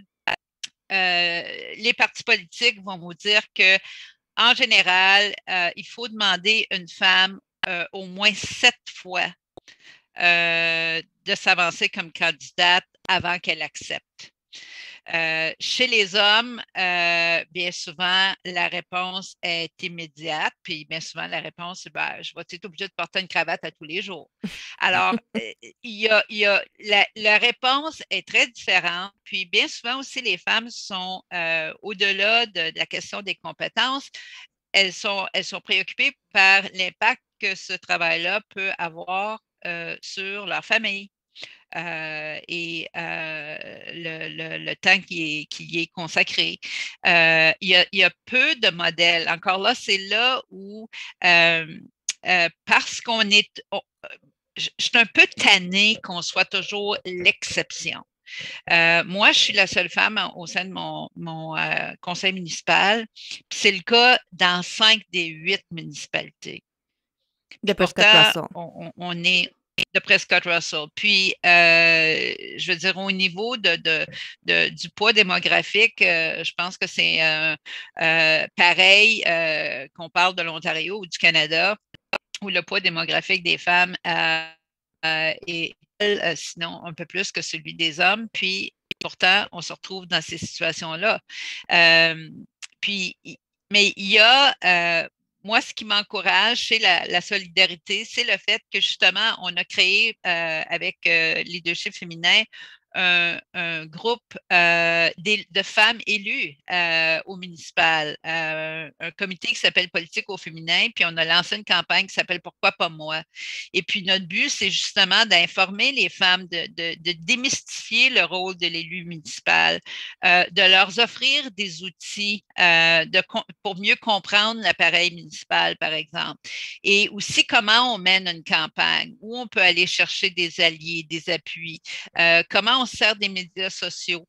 Parce que ça, ce sont toutes des choses qui sont une façon de mieux les outiller, parce que les femmes ont tendance à vouloir toujours être 100% prêtes avant de s'avancer dans quelque chose. Hein? Elles veulent toujours que tout soit parfaitement en place. Tandis que les hommes sont moins préoccupés par ça. Mais les femmes ont tendance, il faut que tout tombe là, exactement à la bonne place. Puis, c'est rarement le cas, c'est rarement la façon que ça arrive. Donc, nous, on veut offrir ces outils-là pour les femmes, puis en même temps, créer justement, Simon parlait tantôt de la solidarité, puis ça, c'est super important pour les femmes, parce qu'ensemble, on a l'impression justement de pouvoir aller puiser plus de cette force-là, puis de voir qu'on n'est pas la seule qui pense comme ça, de voir qu'il y a d'autres qui se questionnent aussi sur leurs compétences, puis pourtant, nous, quand on y pense, on se dit, oh my God, c'est des personnes qui sont, cette personne-là est vraiment compétente, je ne vois pas pourquoi elle sent qu'elle manque de confiance. Donc, la solidarité puis l'échange entre femmes, ça nous permet aussi de devenir plus fortes, particulièrement dans des rôles de leadership. Alors, ça pour moi, puis en même temps aussi de créer d'autres modèles. Parce que c'est bien beau là, si on ne donne pas de modèle féminin aux jeunes femmes, bien, comment est-ce qu'on peut s'attendre à ce qu'elles se voient en politique? Est-ce qu'elles se voient au sein d'un conseil d'administration? Est-ce qu'elles se voient un leader dans la communauté? Alors, c'est un paquet de facteurs qui font qu'on doit faire davantage, puis c'est pour ça que nous, on a lancé cette initiative-là. Mais moi, Marie-Noëlle, je trouve que, tu sais, je regarde les campagnes électorales, puis je trouve que souvent, les femmes vont être jugées sur leur apparence quand ils font la campagne, versus les hommes où ce qu'on ne jugera pas sur l'apparence si sa cravate match sa chemise et son habit. Mais les femmes sont souvent jugées sur leur apparence. Puis je trouve qu'on soit, quand on va, en tout cas, pour moi, je trouve que quand on veut aller pour une job de position ou on veut se lancer en politique, souvent, c'est comme dans notre système judiciaire, on va jouer sur notre crédibilité aussi. On doit, tu sais, puis je t'entends dire, faut toujours que tout soit parfait. Ben, je pense que c'est aussi un peu le fait que on joue sur notre crédibilité, donc il faut tenir compte de ça. Il faut avoir les arguments pour ça. On joue sur notre apparence, donc il faut avoir les arguments pour ça. Je trouve qu'il y a beaucoup de barrières pour une femme qui veut se lancer en politique. Puis comme tu dis, c'est pas très accessible non plus parce que concilier travail, famille, puis avec tout ce qu'on sait qui se passe sur les réseaux sociaux, tu sais, les campagnes de salissage et tout ça, maintenant c'est gratuit. C'est vraiment pas évident. Je veux juste renchérir avec ce que tu disais sur comment on juge les femmes. Hier soir, OK, bon, j'écoute les nouvelles, Radio-Canada, Téléjournal, Céline Galipo, c'est soft, là. Bon, il y a toute la situation qui est en Ukraine. Et là, avec les 3 commentateurs de la politique internationale / fédérale qui sont surtout à Ottawa, je les aime bien, je les écoute à tous les soirs. Et là, une des questions, OK, alors qu'on est dans le plus gros du conflit Russie-Ukraine, c'est est-ce que Chrystia Freeland prend trop de place? On dirait jamais ça d'un homme. Parce que là, bon, elle est vice-première ministre, mais là, elle laisse pas assez de place à Mélanie Joly. Là, même, elle fait de l'ombre au premier ministre. Puis tout ça. Est-ce que quelqu'un s'aurait posé cette question-là si c'était un homme? Ben, moi, je pense pas. Puis ça m'a frappé quand on questionne, puis ça dit, ouais, mais Chrystia Freeland, elle est ministre de ce qu'elle veut bien être. Donc, comme là, l'ambition chez la femme en politique, c'est très mal vu, on dirait, là. J'étais un peu flabbergastée. J'ai vu que Maïra a quelque chose à ajouter aussi. Je m'excuse, Marie-Noëlle, ça fait un petit bout de temps qu'elle a la main dans les airs. Je pense qu'il faut beaucoup remettre en cause les stéréotypes qu'on a encore, tous les stéréotypes genrés qu'on a, et notamment qu'est-ce qu'on inculque très jeune aux filles et aux garçons. Les filles, Marie-Noëlle, c'est vrai que tu disais il manque de modèles, mais tu sais, c'est ça, il manque vraiment les possibilités. Je trouve qu'encore aujourd'hui, on cantonne les filles et les femmes à certains rôles. Donc déjà, très vite, ça va être le rôle de maman. Et alors, attention, si tu ne veux pas avoir d'enfant, tu vas entre 18 ans et 50 ans, entre ta période de même 45 ans, c'est certain qu'il y a la question qui va arriver. Et puis, si tu oses dire « Non, mais je ne veux pas d'enfant », tu vas avoir des commentaires. Parce que le rôle de la femme, c'est faire des enfants. Encore aujourd'hui et encore en 2022.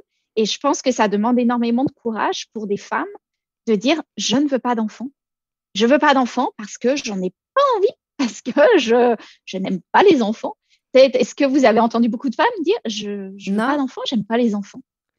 Non. Est-ce qu'on va questionner les hommes qui veulent pas d'enfants? Non plus. Donc, il y a aussi à la fois le rôle qu'on met pour les femmes et puis il y a beaucoup de personnes qui disent que le français, c'est pas très grave. C'est que l'écriture inclusive, c'est finalement un peu que du luxe et c'est pas la priorité. Mais quand tu grandis en entendant une infirmière et quand tu entends un médecin, comment toi tu intègres ça? La petite fille, elle va intégrer que elle, son ambition dans la vie, c'est d'être infirmière. J'ai rien contre les infirmières, hein. C'est une très belle ambition, mais elles vont avoir ça. Un garçon, lui, son rôle, ça va être le médecin. Donc, c'est quel stéréotype on arrive aussi à remettre en cause et à quel point. Moi, je crois beaucoup à l'éducation des jeunes filles pour leur valeur en tant que personne qu'elles valent.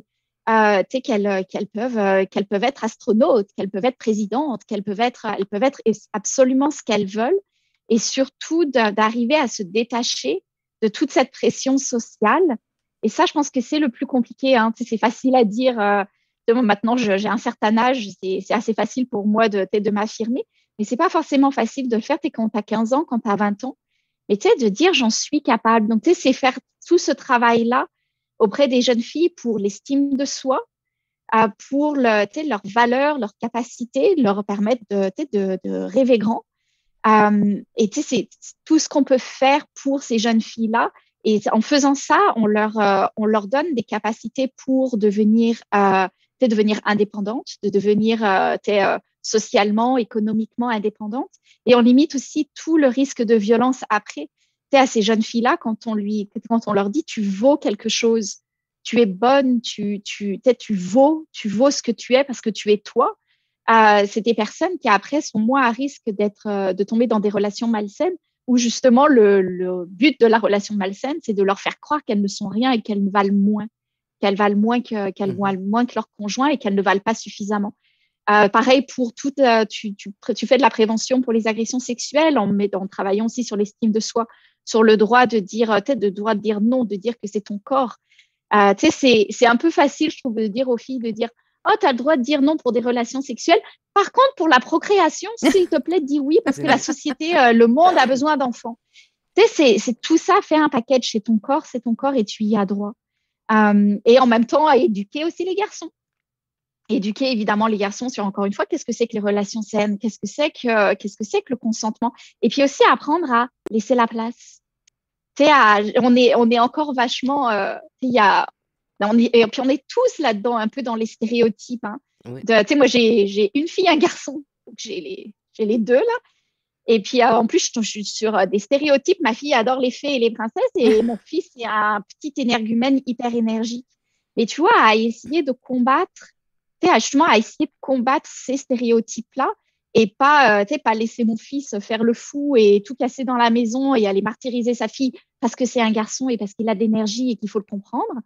Mais dire non, certes, tu as de l'énergie, mais tu peux te maîtriser et il faut faire attention à ta sœur. Et puis à ma fille à côté, de lui dire ma chérie, attends pas bêtement le prince charmant parce qu'il viendra pas et tu vaux mieux que les histoires de Disney.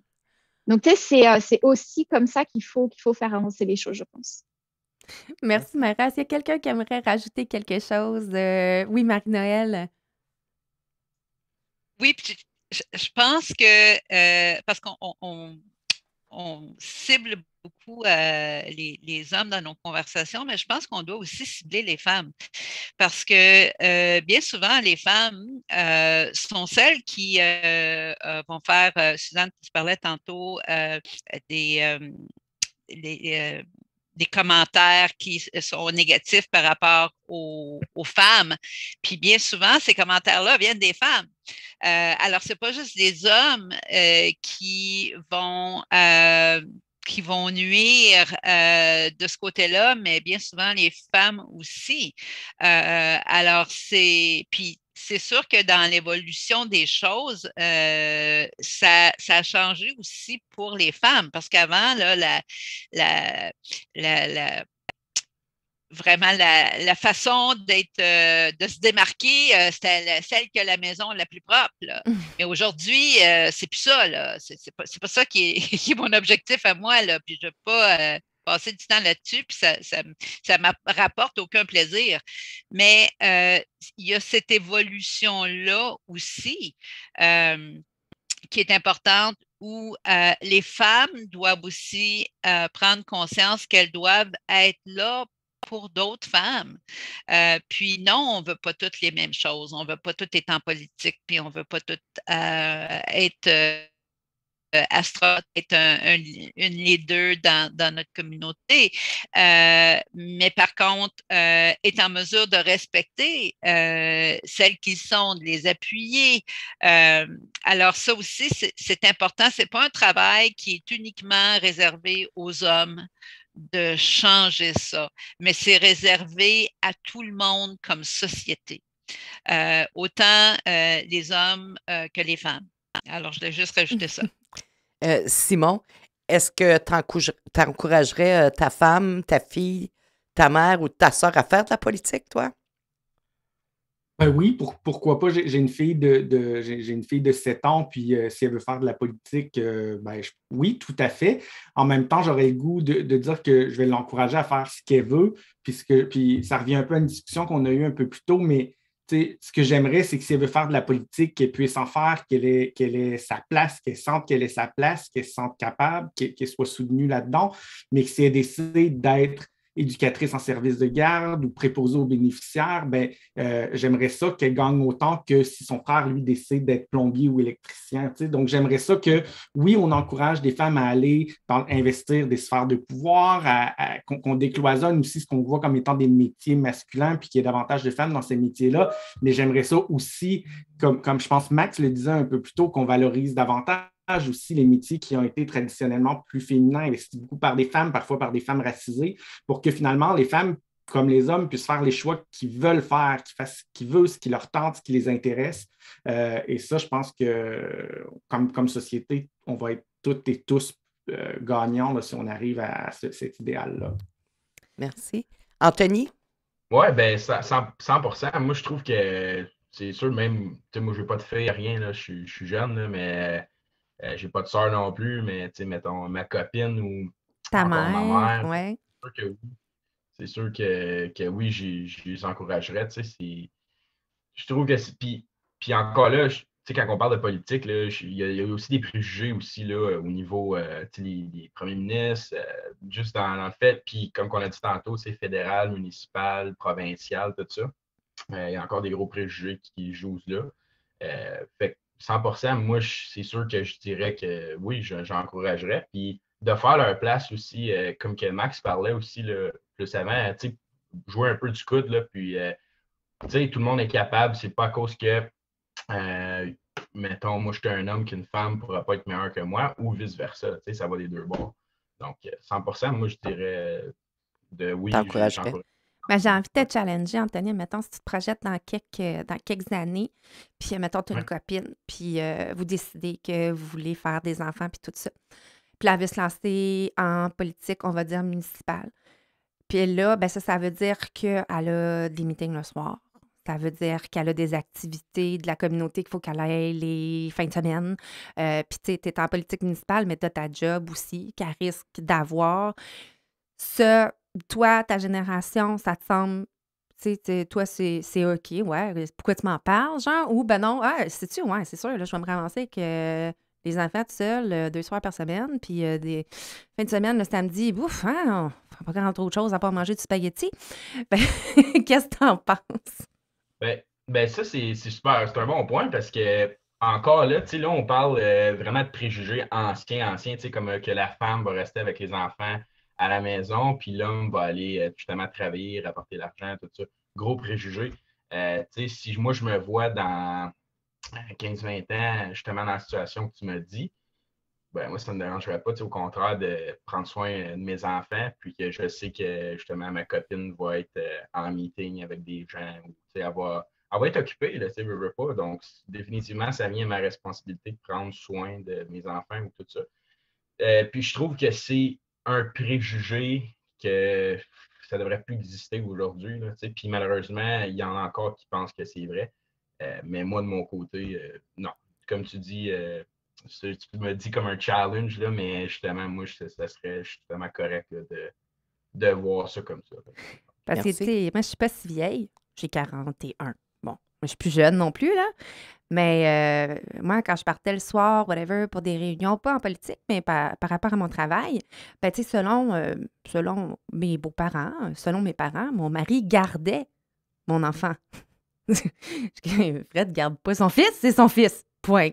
Il passe du temps de qualité seul avec lui, tu sais, mais c'était encore, c'est Fred qui garde le petit. Fred garde pas, c'est son papa. Mais c'est encore très ancré. Puis là, on remonte pas, tu sais, tu dis les vieilles mentalités. C'est pas il y a si longtemps que ça, le mien, il y a 12 ans.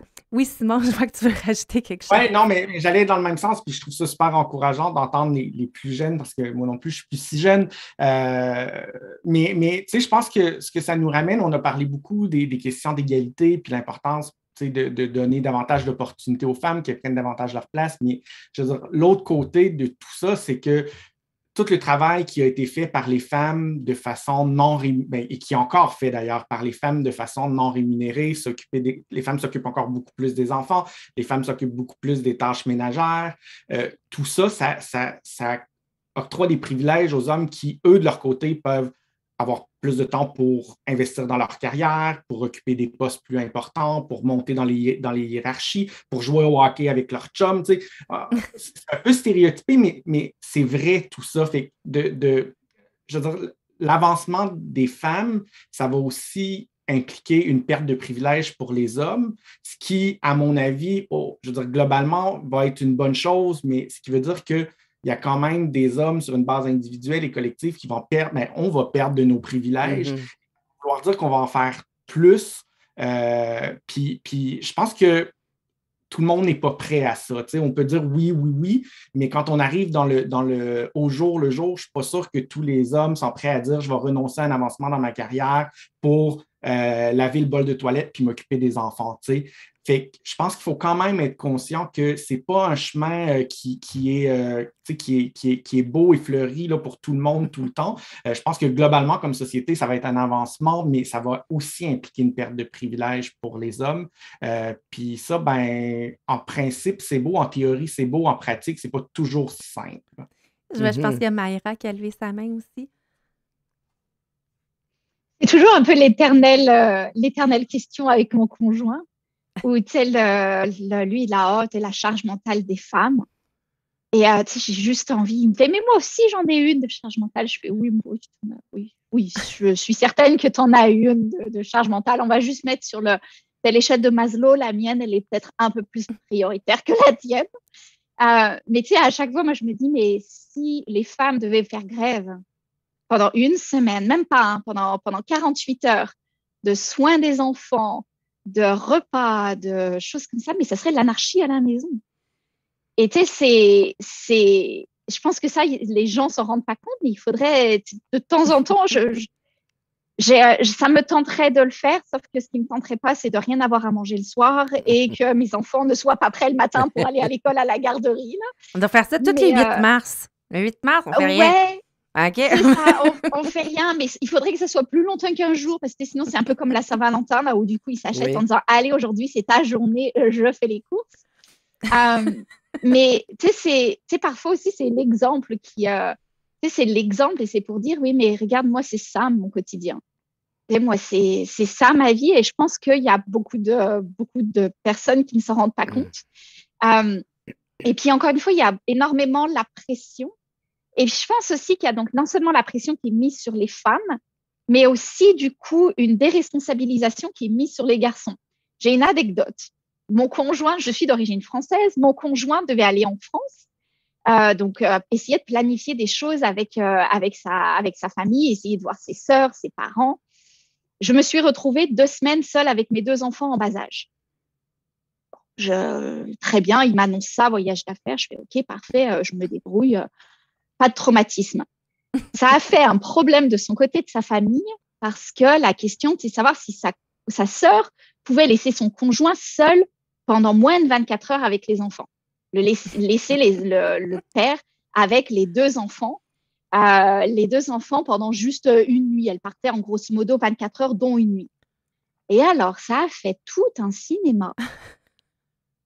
Et donc, au final, je ne sais plus comment ils sont arrangés. Je me demande s'il n'y a pas les autres grands-parents qui sont allés. Enfin, bref. Et là, moi, je regardais ça, je me disais, wow, elle est plus jeune que moi. Et je me disais, c'est quand même super triste. Tu sais, je me disais, c'est à la fois super triste pour elle, parce qu'au lieu de se dire, oh, je vais aller voir mon frère que je n'ai pas vu depuis super longtemps, elle avait cette pression-là, qu'est-ce que je fais des enfants? Et de lui, de se dire qu'il n'y a personne qui, à un moment donné, lui a mis, excusez-moi l'expression, mais un coup de pied dans les fesses pour lui dire, écoute, tu as voulu des enfants aussi. A priori, je pense que personne t'a mis un couteau sous la gorge. Prends tes responsabilités et puis occupe-toi de tes enfants. Donc, tu sais, il y a aussi, je pense, cette responsabilité-là aussi qu'on a. Et du coup, là, ça a fait un truc. Et je pense que j'étais avec mon conjoint. Mon conjoint aussi était quand même un peu choqué. Et là, mais ça choque personne. Tu sais, c'était, puis non, c'était… donc, tu sais, ça fait contribuer à la perpétuation comme ça de pratiques et puis de stéréotypes. Tu sais, moi, après, je me dis, ces enfants-là, ils ont quoi comme image?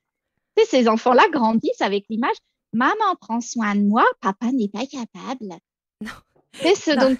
C'est drôle, c'est grave. Puis j'ai une anecdote qui est similaire. Tu sais, si moi, je dois quitter, je m'en vais pour mon travail pendant quelques jours. Tu sais, bon, moi, mon chum, il est super capable de tout driver ça. Là. Une maison, les soupers, il n'y a pas de problème. Il est très indépendant. Par contre, pendant que je ne suis pas là, on va dire que je pars 3 jours. À chaque soirée, il y a une invitation à aller souper chez ses parents, chez mes parents, chez des amis. Oh mon Dieu, on va aider Fred. Il est tout seul. Lui, il part pendant 3 jours. Personne ne m'invite à aller souper nulle part. Là. C'est comme, bof, moi, Marie est seule avec les enfants, who cares? Mais c'est drôle. Ça fait que c'est ancré quand même, profond, même si mon chum est parfaitement là, capable de tout faire tout seul. D'emblée, tout le monde se propose pour l'accueillir et offrir son aide, ce qui n'est pas du tout le cas quand c'est l'inverse. Et Lydia, j'aimerais t'entendre. Est-ce que tu encouragerais une amie, ta sœur ou ta maman à faire de la politique, toi? Certainement. Je vois aucun inconvénient là-dedans. Comme que je disais tantôt, c'est l'heure qu'on monte. Nous aussi, on est capable de gérer toutes ces situations-là. Un point aussi que je parlais avec une collègue récemment, c'est aussi on trouve qu'il y a du monde qui sont portés à penser que les femmes sont moins capables de faire des métiers plus demandants parce qu'on est plus porté à penser par rapport à nos émotions. Ça, j'avais trouvé ça aussi vraiment un bon point. Donc, je pense que c'est le temps aussi qu'on montre que non, on ne fait pas juste penser avec nos émotions, on est capable de gérer ça avec notre tête aussi. Là. Fait que c'est ça. Et puis, j'ai une petite question. Est-ce que toi, c'est quelque chose qui t'intéresserait, la politique? La politique, non. Non, j'aime bien les métiers plus demandants, difficiles. J'ai déjà travaillé à une place qui était beaucoup plus des hommes. J'étais une des seules filles. C'était plus demandant, mais je dois dire que j'ai adoré ça, montrer de quoi j'étais capable. Au début, le monde n'était pas sûr, étant donné que j'étais une femme, puis je leur ai prouvé le contraire. Ça, j'avoue que j'aime ça. D'accord. Et Max, toi, est-ce que tu encouragerais ta conjointe, ta mère, ta sœur à faire de la politique? Ben moi, je suis un peu un hype man, là, qui est la job chez Hawkmeyer. Fait que peu importe ton projet, j'embarque. Puis ton projet est gros de même. Quand on fait des conversations, il est gros de même. Fait que oui, je suis un hype man. Donc la réponse, c'est oui. Ça dépend quelle partie. Non, c'est pas vrai. Non, mais oui, c'est sûr. N'importe quel projet. Ma copine, en ce moment, elle est petit out. Elle travaille 80 heures semaine. On se voit quand on se voit. Qui suis-je pour lui dire, tu sais, elle travaille, elle est à la résistante en ce moment. Fait moi aussi, je travaille beaucoup. J'encourage les gens à foncer dans leur carrière, à foncer plus leur carrière. Je vais venir aussi un peu, parce qu'on parlait tantôt, maman à la maison, tout ça. On vit dans un monde un peu drôle, là, parce que ça a été vraiment dans les années 80-90, les femmes libérées rentrent travailler. Bon, à un moment donné, les enfants de maison de 0 à 5 ans ont besoin de leur mère aussi pour valoriser le travail de la maman aussi, puis qu'elle soit rémunérée. On parle de UBI bientôt. Moi, un jour, je vais être millionnaire, OK? Je me dis ça. Mais moi, être pauvre. Mais même, moi, être entouré de pauvres parce qu'on a coupé l'éducation, on coupe en santé. C'est eu le délire, là. On arrête ça. Fait que c'est comme, le discours, j'ai de la misère à le. C'est pour ça que je dis, l'étiquette féminine, j'ai de la misère à le mettre parce que de 0 à 5 ans, that kid needs their mom very close to them. Tu sais, mais c'est pas valorisé, c'est pas rémunéré. Donc, on empêche les gens de s'épanouir aussi. Puis juste en blague, mon anecdote à moi, j'ai un enfant, il avait des problèmes de santé. Et le premier 1 an, c'était ma conjointe qui s'en occupait. Moi, je travaillais, mais je travaillais comme humoriste. Donc, quand c'est venu le temps qu'elle retourne au travail, on s'entend côté salaire, c'était mon tour de la maison parce que c'était aucunement réaliste qu'on survive comme 150$ de Sleeman le soir. Donc, ton humour était moins payant, c'est ce que je comprends. Dans ce temps-là, ça me coûtait de l'argent à faire des jokes. mais là, devenant papa à la maison, la blague que je peux faire, c'est que j'étais un héros. Je faisais des sacrifices, moi. Moi, j'arrivais au parc tout seul, le monde m'aidait. J'allais au restaurant, ça n'allait pas trop bien avec le petit, la serveuse débarquait. C'est cute, ce gars-là, cet enfant-là. Mais ma pauvre blonde, dans le temps, cheveux tout croche, en jogging, brûlé raide à le restaurant, le petit chef des affaires à table, ça, ben là, c'est pas sa job de mère. Qu'on ait des conversations un peu ensemble. Oui, effectivement, ça pourrait être un tout autre débat, ça. Oui, puis c'est vrai aussi ce que tu dis, tu sais, même entre femmes, si une femme fait le choix de rester à la maison pour ses enfants, on va la juger des fois. Hein? C'est plus... maintenant, c'est rendu comme tout l'autre.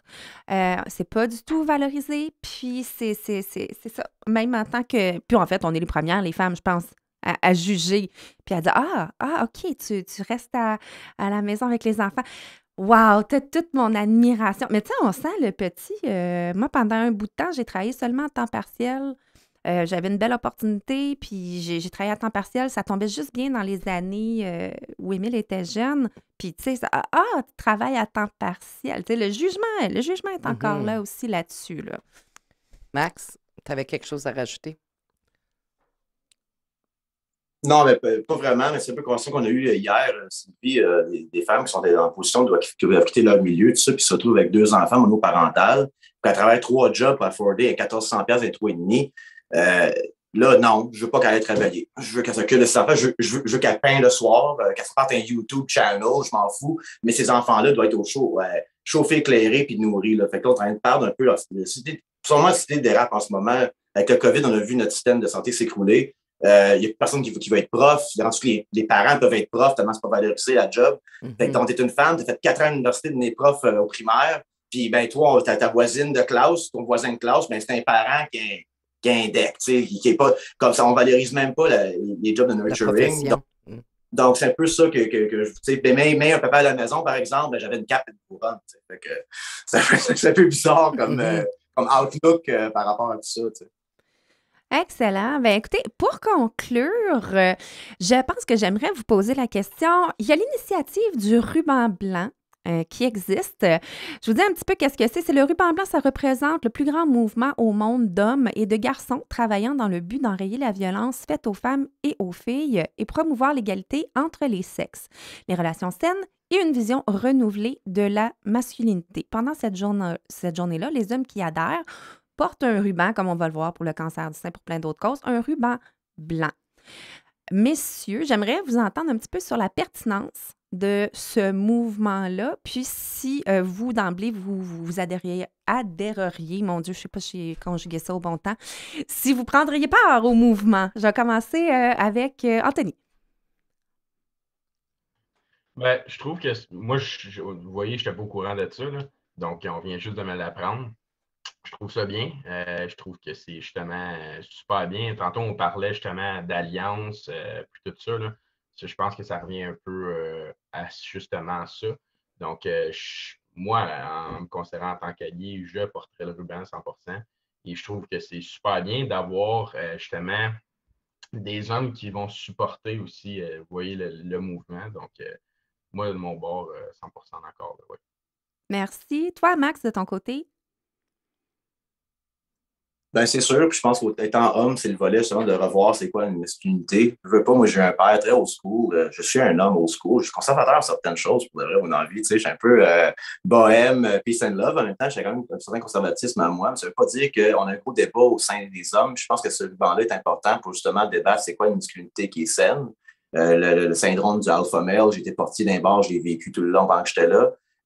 C'est drôle, on est souvent le mâle alpha avec les femmes, avec les gens qui ont peur de nous, mais quand on arrive à quelqu'un d'autre, ben là, le mâle alpha disparaît. Puis là, le mouvement incel, la misère, c'est trouver une identité là-dedans, donc ils se regroupent en ligne, puis ils se parlent entre eux autres. Je pense que le ruban blanc, ça peut montrer un genre de je supporte la cause féministe, mais aussi je peux revoir c'est quoi la définition du masculinisme sans toutefois nier, comme je suis un homme, là, moi, là, c'est ça que c'est, mais on peut-tu pas avoir le côté oppresseur, le côté, ton problème d'ego, justement, qui est démesuré, qui est la première chose qui est blessée. Donc, je pense que ce qui est intéressant au ruban blanc, c'est aussi de participer à la question, c'est quoi une masculinité qui est saine en 2022, puis qui peut aussi être dans la même pièce qu'un féminisme sans problème, tu sais. Merci, Max. De ton côté, Simon? Oui, tout à fait. Moi, je pense que c'est important, en fait, que les hommes se mobilisent puis s'affichent contre les violences faites aux femmes. Je pense que ce genre de mouvement-là est intéressant dans la mesure où il y a des femmes qui sont impliquées dans ce mouvement. Donc, oui, que les hommes se rassemblent et se mobilisent, mais je pense que c'est important que ça ne devienne pas un mouvement par des hommes uniquement. Je pense que des hommes entre nous, on n'est peut-être pas les meilleurs pour se challenger sur des questions de misogynie, de violences faites aux femmes. Donc, je pense que c'est important qu'il y ait des femmes aussi qui fassent partie du leadership de ces mouvements-là. Mais oui, je pense que c'est important que comme hommes, on se mobilise, on s'affiche. Moi, j'ai personnellement une grosse affiche, un gros poster avec un ruban blanc sur mon bureau sur ma porte de bureau, probablement depuis 10 ans. Donc, je pense que c'est important, mais comme on le disait tantôt, c'est peut-être pas l'étiquette qui est la plus importante. Donc, je veux bien le ruban blanc, mais il ne faut pas que ça s'arrête là. Il faut vraiment que ça s'accompagne d'actions puis de paroles qui soient cohérentes parce que sinon, un ruban blanc pour un ruban blanc, c'est comme une étiquette pour une étiquette, ça ne fait pas vraiment avancer les choses. Là. OK, fait que si moi et Sylvie de Maison Interlude, on lance la campagne du ruban blanc dans Prescott Russell, dans SDG, les gars, vous embarquez? Absolument. Yes, on fait le pouce. Excellent. Je serais curieuse de savoir ce que les femmes en pensent. Ben oui, certainement. Avec qui on commence? On commence avec Lydia? Oui. Lydia, on te met toujours on the spot comme ça. Je me souviens plus qui disait ça, mais c'est vrai que les hommes, c'est le fun quand ils font ça, surtout que les générations, plus ça s'en vient, je trouve plus que les hommes participent. Mais c'est sûr qu'il y a aussi un côté à faire avec les femmes. Je trouve à chaque fois qu'il y a les femmes, on se fait plutôt rabaisser. Si je parle par expérience, mais moi, c'était par une femme. Donc, c'est sûr que je trouve qu'on devrait beaucoup plus se soutenir. Merci beaucoup aux hommes qui font un grand effort depuis quelques decades, là. Mais c'est ça. C'est sûr qu'il y a ça à améliorer, mais je trouve que ça serait une très bonne chose. Merci. Marie-Noël, de ton côté, est-ce que tu aimerais commenter l'initiative du ruban blanc? Je trouve que c'est excellent pour plusieurs raisons. Oui, communiquer de façon extérieure le fait qu'on est là pour soutenir les femmes, mais aussi la conversation entre hommes. Parce que c'est pas juste une affaire de femmes, le féminisme. Il faut vraiment que les hommes embarquent. Puis quand un homme parle à un autre homme, il lui passe un message. Le message peut avoir autant de pouvoir, autant d'impact, si pas plus parfois, que quand ça vient d'une femme. Alors, ça, il ne faut pas l'oublier. Puis, je sais que il y avait une publicité là, en particulier ou une promotion pour la campagne du ruban blanc. Puis, c'était, je pense, à travers une équipe de hockey. Je pense que c'est les Maple Leafs. En tout cas, j'ai trouvé que c'était bien fait. Puis, je pense parfois, pour certains hommes aussi, je pense que le message colle plus quand ça vient d'un homme que d'une femme, ou c'est mieux reçu quand ça vient d'un homme que d'une femme. Donc, je sais que ce n'est pas le cas des hommes qu'on a avec nous aujourd'hui, là, qui sont super corrects, mais ce n'est pas le cas de tous les hommes. Puis, je pense que de cette campagne-là, ça permet la conversation aussi entre les hommes pour qu'on qu'ils puissent avoir ce pouvoir-là d'influence pour changer les attitudes. Excellent. Alors, je suis pour ça. On conclut avec Maïra? Oui, moi, je pense que c'est aussi extrêmement important du coup que les hommes s'investissent et parlent notamment aux jeunes ou aux autres hommes de masculinité et de masculinité saine, qu'on remette un peu en cause la masculinité toxique. Par rapport à je vais continuer, ça revient un peu à la question est-ce que les hommes peuvent être féministes et à quel point ils peuvent être alliés. Je pense que là où il faut faire aussi attention, la première chose, c'est moi, j'ai pu voir à mon niveau la place, du coup, des hommes dans le mouvement de la violence faite aux femmes, ou quand on allait voir des ministères, par exemple, ou des bailleurs de fonds, ou parce que c'était mené par des hommes, tout de suite, c'était un peu plus crédible, ou waouh, c'était un peu... donc, il faut faire attention que les hommes, du coup, ne prennent pas la place des femmes, et surtout aussi dans la collectivité, je pense qu'il faudrait qu'on arrête de vouloir, même si je suis très reconnaissante, Simon, Anthony et Max, que vous soyez là, mais qu'on arrête aussi de mettre sur un piédestal les hommes qui se disent féministes ou alliés ou qui ont envie d'égalité, parce que finalement, c'est la norme. Ça devrait être la norme. Donc, au lieu de porter ces gens sur des piédestals et en disant « Waouh, c'est génial, j'adore, tu portes le ruban blanc ou tu fais ça », qu'on se mette à questionner ceux qui ne le font pas et qu'on aille un peu les shamer, de dire pourquoi toi, tu le fais, parce que ça, c'est pas la norme. Moi, en tant que femme blanche, j'ai pas envie d'avoir une récompense parce que je suis non raciste. C'est non, j'ai pas envie qu'on m'applaudisse en disant « Ouais, t'es pas raciste, bravo, good job ». Non, je suis navrée, c'est la norme. Donc, encore une fois, pour la violence faite aux femmes, ça devrait être pareil. Je suis navrée, les 3 hommes qui sont avec nous, mais c'est plus ça, c'est remettons en cause finalement les autres et disons que c'est pas cette minorité-là qui devrait être la plus visible, mais c'est les autres où on devrait leur dire non, c'est vous qui devez changer. Tout à fait. Excellent. Donc, très intéressant. Oui, très, très intéressant. Est-ce qu'il y a quelqu'un qui veut rajouter quelque chose avant qu'on termine ce panel fort intéressant? Oui, Marie-Noël, un mot en conclusion. Écoutez, j'ai vraiment apprécié entendre les gars qui nous ont apporté leur point de vue. C'était, je savais pas trop à quoi m'attendre par rapport à comment le podcast allait se dérouler. Mais c'était le fun, puis j'ai été vraiment pas très surpris, mais agréablement rappelé qu'il y a des hommes qui sont là, puis qui voient au moins les inégalités et l'injustice et qu'on tente de notre mieux par les moyens qu'on a d'apporter un changement pour soutenir l'égalité, parce que je pense qu'à la fin de la journée, l'égalité va permettre à toute la société de gagner. Alors, c'était le fun. Puis avec vous, mesdames aussi, c'était super. Une bonne façon de célébrer la Journée internationale des femmes. Merci. Merci. Ben, merci toi. Donc, moi, je ferais juste, Marie-Pierre, un tour de table pour avoir la réponse à ma question du début. Donc, le féminisme avec ou sans hommes? On peut-tu juste faire un tour de table et faire un oui ou non? On commence avec... Max? Ouais. Ben non, faites le pouce en l'air ou le pouce en bas, le féministe avec ou sans les hommes? Parfait. Qui d'autre? Anthony, on a le pouce. Est-ce qu'on a le pouce de tout le monde ou sinon on le met par en bas? Je veux voir ça, moi, à l'écran. Pouce, pouce, pouce. Les filles, vous autres, vous en pensez quoi? Yes, excellent. Donc, c'est unanime, c'est avec les hommes. On vous garde avec nous, messieurs. Merci. Mais sans prendre la place des femmes et tout. Exact. Ben merci. Merci à tous merci à toi. d'avoir été avec nous aujourd'hui, d'avoir pris ce temps-là, d'avoir accepté notre invitation. Mine de rien, on a beaucoup jasé. Vous avez été hyper généreux dans vos commentaires, dans plein d'informations aussi hyper pertinentes.